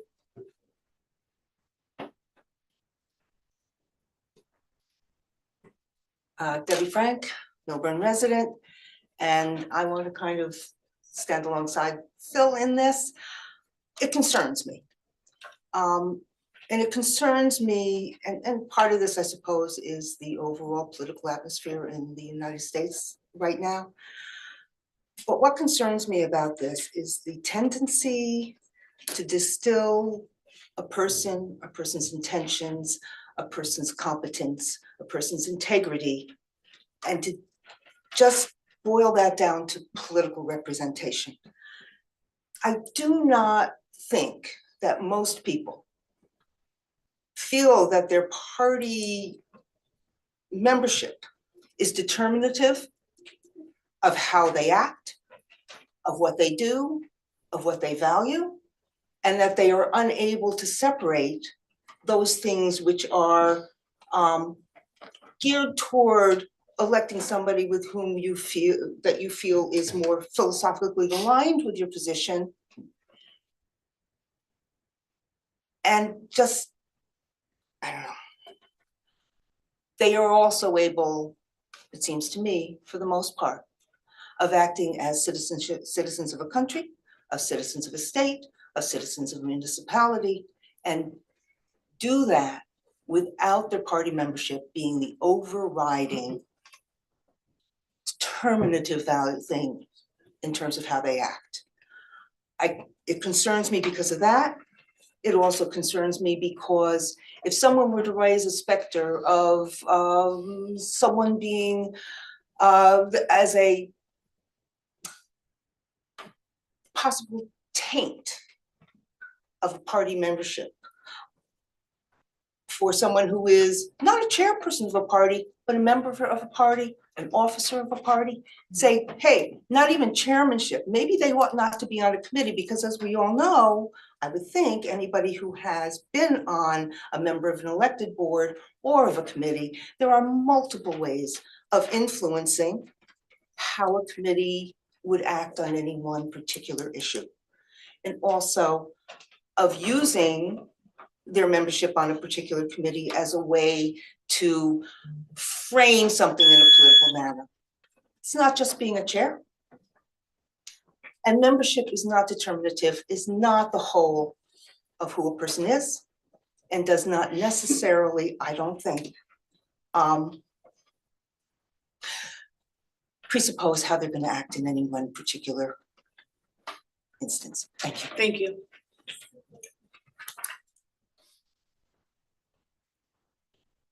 Hello, Leah Cruz, Short Hills resident. I don't know that much about this topic, but I do know sometimes it's better to avoid the appearance of impropriety, and why not just exercise an abundance of caution? Thank you.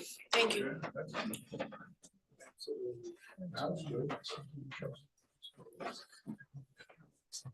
Richard Seibert, Milburn resident.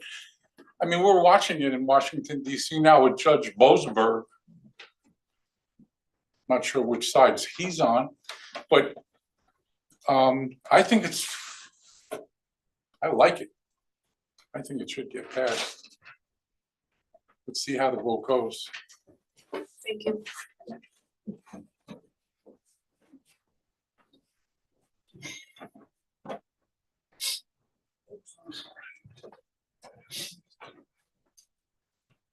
Al Carley, 32-year resident, well, 31 years and 9 months today. Exactly. Look, in state of New Jersey, it's the county executive that controls what happens. Everyone knows that. That's why Governor Driscoll had the Constitution. He was able to get that changed. So whether it's the party chairman or executive or whatever you call it, the power in New Jersey, as everyone knows, is whether it's on the county level, whether it's Republican, Democrat, or whatever. And that's where the leadership is. Now, it all depends on who does what and who listens to whom. Now, whether it's Democrat, Republican, or Whig, or whoever, That's where we're talking about here. Now, whatever you decide to do, that's one thing, but whoever listens or to the county executive, if they listen to the county executive, whether it be Republican or Democratic, fine.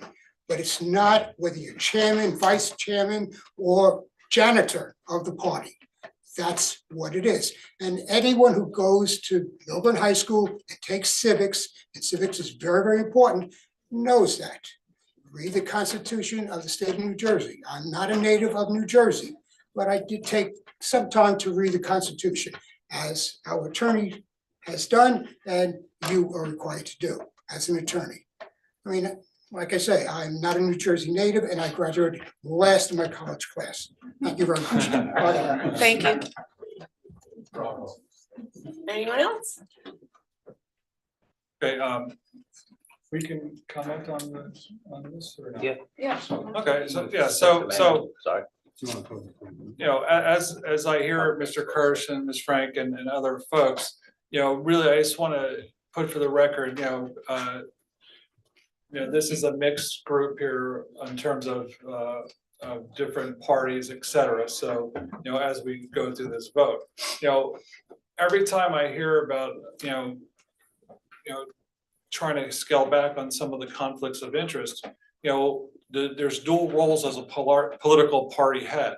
And those roles could create inherent conflict of interest, undermining the transparency and fairness in these committees. That's what we're trying to avoid. Influence is supposed to represent all residents, one team, one dream. We're representing the best of all of our constituents. And these decisions cannot be influenced by partisan agendas. Just an erosion of trust over time if that happens, and there's a skepticism that occurs. Every time I talk about this issue, I go back to this one letter I read a couple of years ago from Miss Eglo, and she writes, "I'm a lifelong resident of Milburn. I have served Milburn Township in volunteer positions for over 25 years, including 15 years on the MSH Volunteer First Squad. Over the last 6 years, I've represented the township residents as mayor and now deputy mayor." And as I keep reading it, it just really hits me hard that recent local events forced me to choose between the party and my conscience. I had no intention of leaving the party. I first noted a problem with party politics when I was expected to hire firms that were promoted by the county chair, et cetera, et cetera, et cetera. And this letter is out there, but we want to eliminate any of those appearances of impropriety. And that's what I think and believe, and I hope we do. Any other comments from anybody? Nope. No? I move that this public hearing be closed and the ordinance be adopted on final reading, and the township clerk be directed to publish the ordinance by title as passed on final reading in accordance with law. I just want to say, because I know it was one question, public hearing, so there is no grandfathering in, so when the ordinance takes effect, which will be upon publication, which is April 10th, like close of business April 10th, that's when this ordinance will go into effect. So if the conflict exists at that time, if there is a present conflict at that time, that person will be removed as chair of whatever committee that person may or may be on. So until that time, this ordinance is not in effect, but on April 10th, at close of business, it will be in effect. Thank you. Thank you for that clarification. May I have a second? Second. Roll call vote, please. Deputy Mayor Cohen, Yeah, before I vote, I just want to clear something up again. It's been said that I referred to this as political persecution and political prosecution. Neither of those are correct. Actually, Dr. Kung did get it correct, but I did refer to it as political retribution, given that this surfaced based on events that happened years ago, but it surfaced just after our January reorg. And so I will be voting no. Mr. Cosgrove, Yes. Mr. Sakamandy, Yes. Mr. Stoller, Affirmative. Mayor Romano, Yes. Okay, we have no old business. New business, Committeeman Stoller. Lysa Chiro. Correct, and I mentioned that in my opening comments. We're looking to do on field A, which is a smaller field does not have the lighting. We're pressing forward. There's a group of baseball parents in the MSHY baseball that want to raise money to put the lights on the field. Obviously, these lights will be similar to the lights on the other fields, pointed away from residences, and have timers on them for them to go out. Do we have a consensus to move forward? What's the request here? The request is for them to be able to do a fundraiser and raise funds amongst It's our MSH, Because it's Milburn our- Short Hills residents, for the children to put the lights, to have lights on the field day. Andrew. So instead of the taxpayers paying, Yeah. people voluntarily. Correct. That's a great idea. Correct. Okay, so we're all good. And then the other item, we had talked about this a while back, was to start a landscaper registration process. So as I said earlier, it'll give us the capability to better communicate with landscapers, hopefully down the road, incentivize them, you know, when everything takes place as far as you know, if they use electric products, maybe give them some type of discount on their registration every year. And, you know, most importantly, also we'll know who's in town. So I just wanted to get a consensus that we can move forward. I think I had a couple different towns ordinances, and we could just pluck off of that and, you know, see what works best. And I know that Maplewood also, they have it on their website, the landscapers that are registered in Maplewood, and they just updated that, I think yesterday. They So just do you updated have to that. register, or is it Yeah. you? The you would have landscaper is to? gonna have to register. So if somebody gets their first client in town, how are they gonna know that that's something that they have to do? Register before they market. I can speak to it. Go ahead. Yeah, just to provide some additional background.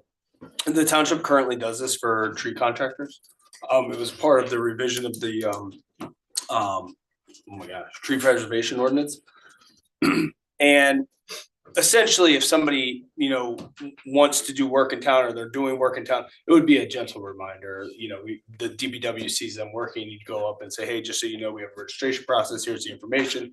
You know, I think it wouldn't be, you know, oh, you're working in town, get out, or you're working in town, here's your fine. You know, it would be a process like that. And we currently have the list of tree contractors, and part of that is ensuring that they're licensed, ensuring that they have a tree, that they have certain credentials, and that list is on the township's website as well, so that people can also, residents can also go look and see, you know, what those contractors are. But when oftentimes you hire you know, a tree person, you need a permit, so that is the difference. Difference Correct. here, you know, somebody recommends somebody from, you know, never worked in this town before. you Again, know. if there's consistent consensus, we would have to do a little bit of homework. We talked to Maplewood, how's it worked for them? You know, what are some of the impacts or drawbacks? But certainly, again, it's a process that we are going through. The town used to register landscapers a long time ago. So Are there, and you said there are fees for this registration? yes. So, you know, obviously that will lift costs somewhat if they pass it through to customers. Will they Well, I don't think also, we're talking a big dollar. Yeah, it's not amount. well. whatever, I just want to make sure we have all the information out there, and Yeah. understand the information. And then, in terms of that regulation or the registered, will they have to provide documentation for all their workers and have that on file as well, or is it just? I don't know how Maplewood does that. We would have to. This look is, into it. if again, I don't know. just from the little I know about it right now too, it's literally saying, you're doing work in town, we want to be able to make sure we can contact you. Like, hey, you know, just an example of that is, hey, we're running behind on our leaf collection schedule. Please stop putting the leaves out on the street Right. when it's not your turn. Or we're in this section, just want to let you know. So we could communicate with them what's going on during a storm, after a storm, like being able to communicate with those that work in town to better sort of facilitate what happens. So this- so this- So I don't think we're checking status or So this won't lead to electrical contractors and plumbers and all of those guys having to register to work in town? I just want to understand that. Those types of businesses require licenses from the state. and there's a permitting process, right, you know, I think again, the tree issue was more making sure people have licensed tree people, which is important, as well as people that may have a like a certified tree expert in their company. With plumbing, electrical and all that, that is a permitting process that goes through the building department.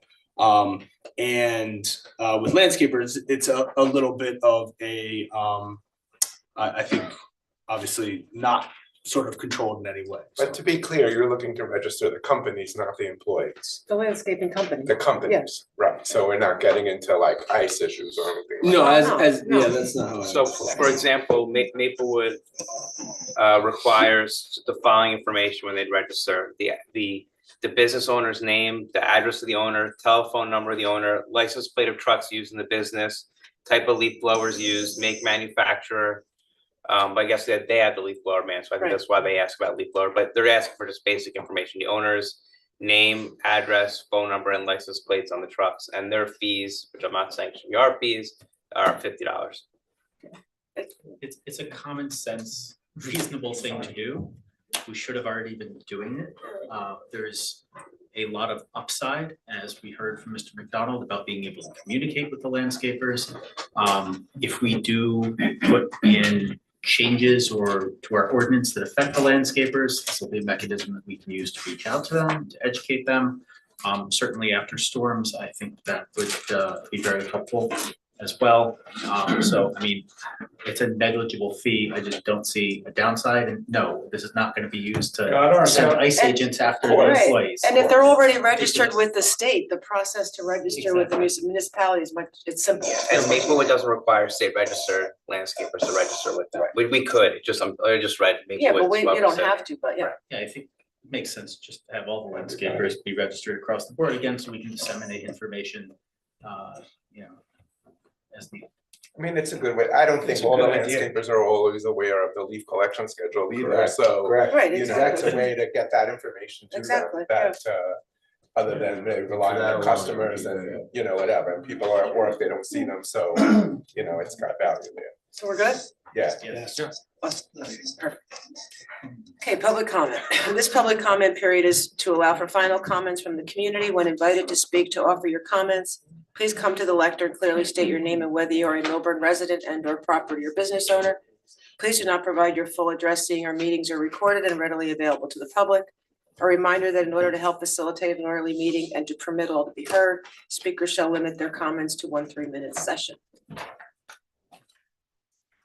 Leah Cruz, Short Hills resident. Just a quick question for Matt, if possible, that I could get it answered tonight. That would be great. On sheet UFB 5, under property tax assessments exempt properties, it says other exempt properties and it says 97. I'm just wondering what that category entails. Because it's not public schools, other schools, public property, church and charities, cemeteries and graveyards. It's another category. 97 properties. Thank you. Thank you. Thank you. Just wanted to add one more thing to the discussion you just had in our Renee Paparian, resident, in the EC's discussions with the landscapers. One thing they did want was a registry. We didn't discuss fees, so we weren't anticipating any, so that's not on the EC. But one of the reasons they wanted the registry was so that they're not undercut by what they call the fly-by-night, non-marked trucks that come in. You know, they're in, they're out, and they, you know, so. Right, so that was something that the landscapers themselves wanted. Just wanted to add that in. Thank you.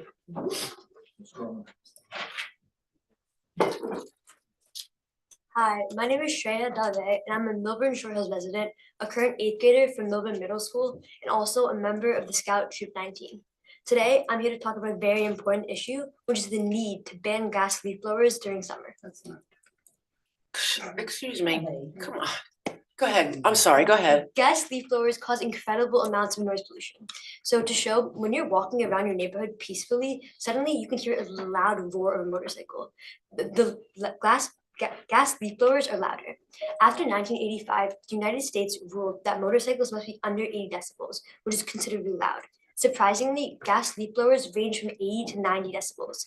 This is not only incredibly disruptive, but this level of noise is said to damage hearing, sometimes permanently. Why do we want our residents, ranging from the young to the elderly, to become subject to hearing loss due to a tool that is easily replaceable and unnecessary? The only reason people want to keep gas leaf blowers during the summer is because of leaves, but in the summer there are none. We're simply using these blowers for a few stray leaves, which we could easily rake up or even get rid of using the electric leaf blower, which causes less noise and air pollution. I hope this helps understand why this policy needs to be put in place and take into consideration the noise pollution gas leaf blowers cause. Thanks. Thank you so much, and thank you for waiting. Thank you.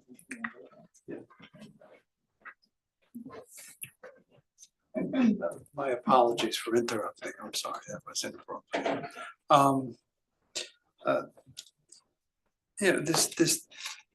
I know the landscapers seek registration. I think it's also important, as Renee mentioned, and I'm 100% behind her on this, but also the lack of safety equipment. I've seen unregistered landscapers, unlicensed landscapers with unmarked trucks, and their workers have no hearing protection at all. And they're going around, they tend to be the ones that use the older equipment that is more polluting, improperly maintained.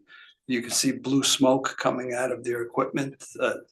That's what people smell, and that's, they're noisier, they're more polluting, and they aren't following safety requirements.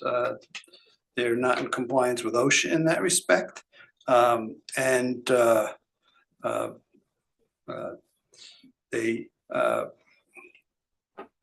They don't carry proper insurance on their trucks.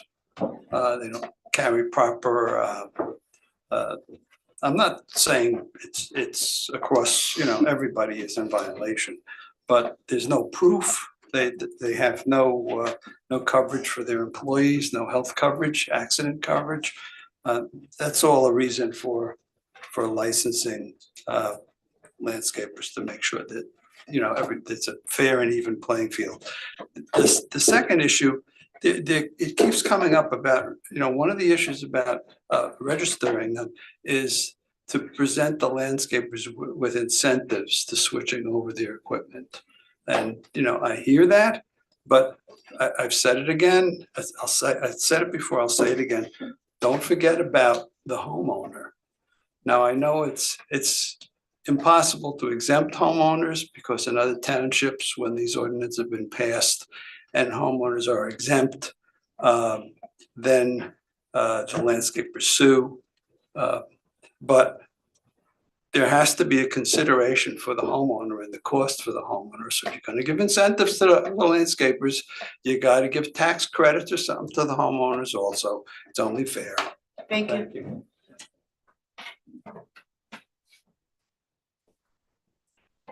I'm Jeffrey Feld, I live in the poet section, just like 5 follow-up points. First, we're talking about the unfair, inequitable portion of taxes we pay to the county. Everyone should be aware that the county has directed us to have a reevaluation. If that occurs, the amount that we're paying to the county will increase by some dollars, so we should be aware of that. Second, I'm very jazzed by some of the statements that were made regarding round 4, which applied to round 3. And I think we should be thanking the citizens, including Mr. Cosgrove, when you were on this side of the dais, going after Mr. Banish, especially after Perry got Judge Gardner to say, I never directed you not to disclose the terms of the settlement agreement. There's case law coming out, we talk about freedom of speech, where I think we have a strong case in round 3. And again, I offer you my assistance, experience with RPM and various other people, about how you look at settlement agreements. Look at some of the case law that came out today, that we have a good chance. Also, in round 3, we had a present need.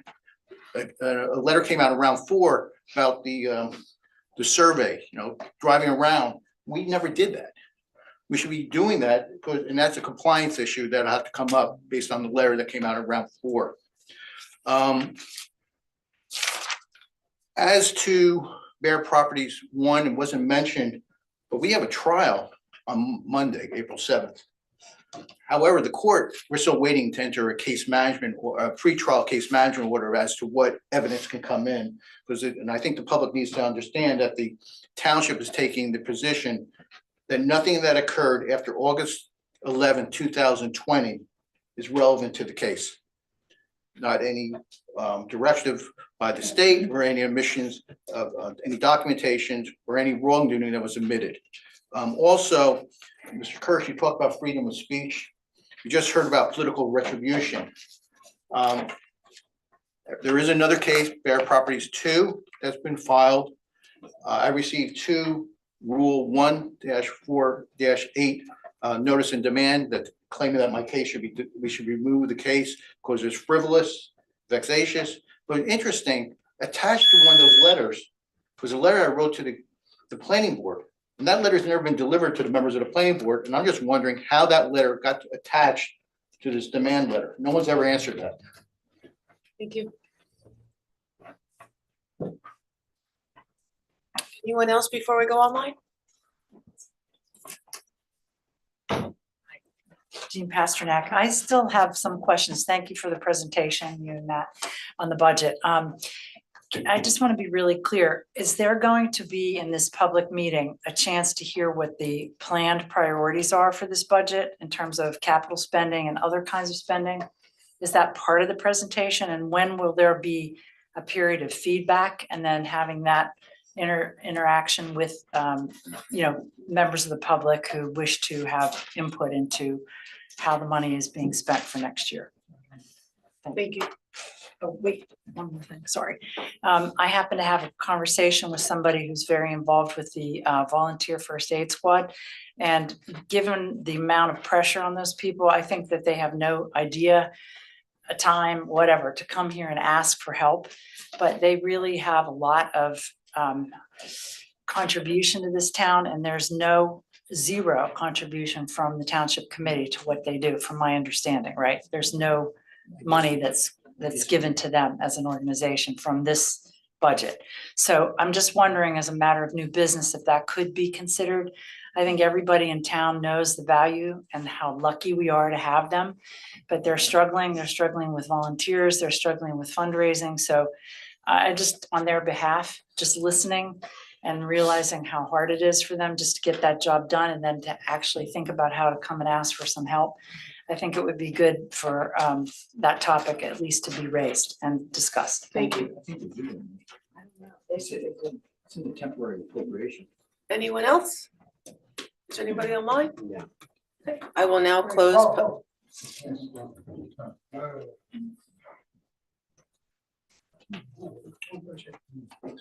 It's just about science. I speak to a number of teachers, and they're not science teachers also, and they're really upset what they see and hear on television and what's happening in the United States concerning science. And I don't know who's involved with the school board, but science, a number of teachers are very, very unhappy with what they see happening in the government. And I don't know what type of communication there is between the town committee and the school representatives and the teachers, individual teachers, because a number of them are quite upset, who actually live in town and have been teaching for a long time. They're not happy with what's being told and what might be in textbooks and so forth. And I believe in science for a long time, even though I was horrible at it. Thank you very much. Thank you. Thank you so much. Okay, I will now close public comment. Mr. Larson, do you want to answer that question about the budget? Proper. 15F, you know what 15F is in the exempt Oh, properties? it's a bracket, yeah. we could get a list, but it's a variety of different nonprofits. Like there's public lands and then there's utilities are broken out. But it's kind of like the other category of exempt land. So there's not like one kind of, category I could name, but the list is available. The tax assessor's office has that list. Thank you. We can provide a couple examples. Yeah. While you're still there, could you answer, does the township give any money to the volunteer first aid squad? There's an allocation in the budget, it's the operating budget. I want to say it's. I thought it was gas. Yes, I mean, there's the in-kind services. Right, that's. Certainly, I think in addition, one, Steve Roth, Melissa Campbell, they all know how to get a hold of me and can certainly ask the question. In years past, we've provided and paid for radios for the first aid squad. So this is a little bit news to me in terms of their financial concern. Certainly, I've always, we've always put in the message, different things the township committee has supported, trying to get the word out regarding volunteerism and the need for volunteers of the first aid squad. But certainly, Steve and Melissa can always reach out to me and have an initial discussion in which we can, speak to the township committee then as well. I don't think it's never been an issue before, is I think my point. We've had these conversations in the past, so. Thank you. Committeeman Secretary, would you like to respond to anything? Sure, so just to follow up on that, I think if the volunteer first aid squad needs some assistance, they should formally come and ask, because it sounds like there are things we may potentially be able to do. Obviously, having a volunteer first aid squad saves the town money versus that we would have to pay for. So I think it would be in all of our interest to help them continue operating and doing the great work that they do. That's all I have. Committeeman Cosgrove? Nothing, thank you. Committeeman Stoller? Sure, I second what Frank said about the first aid squad. I know we do announcements for them and such. And, just as you can see from our budget overview, our town is very, very fiscally conservative. They've done a great job. And almost to a point where the capital structure might be missing a little bit more debt to give services back to residents that have lived here and deserve to live in a place appropriate for this type of house values and taxes and such as a new township town hall and a new gateway to the parks as well as other things. And I'm sure we're going to use the open trust funds accordingly in good fashion. For the young girl, I think she's left already, the high school student. Just big praise for her coming up and giving that presentation. We want to keep our school kids involved. And to Mr. Carlin's point, I do sit as liaison to the BOE. There's a separation between the BOE and the township committee. However, as you hear every week, when I give my township committee, or every 2 weeks, I give these updates on that. And, I do reference the changes that are going on for residents who may not have gone to every BOE meeting and such. And being that I'm probably the only one on the dais right now who has children in the school system, it's very important to me for my youngest daughter who's entering as a freshman next year. That's it for me. Deputy Mayor Cohen? Yeah, that's certainly we all know the volunteer the ambulance squad is a tremendous asset, both when people have emergencies and then they also provide CPR training. And so, I think it would be an easy ask depending on what it is that they need. Mr. McDonald? I think the only other thing I wanted to add was to the question that came up about the budget information session and our presentation of the capital plan and future capital priorities. I think that the community always has the ability to have input in that, particularly through the recreation, open space element of the master plan, the historic element of the master plan, the master plan itself. We'll be there to listen and certainly hear from people. I think, obviously one of the big things on there is going to continue to be infrastructure, which some of those things people have, more intimate knowledge about than others. If people want to provide input of whether, the police department needs to be upgraded or the fire department or whatever, I think we're always willing to listen to what the residents want in terms of priorities, but like our capital sort of goes more towards the operation of the township. And that's what we're focused on, the upgrade of a sanitary sewer pump station or, the buying of a vehicle so that we can, pull logs and cut trees down or whatever it is.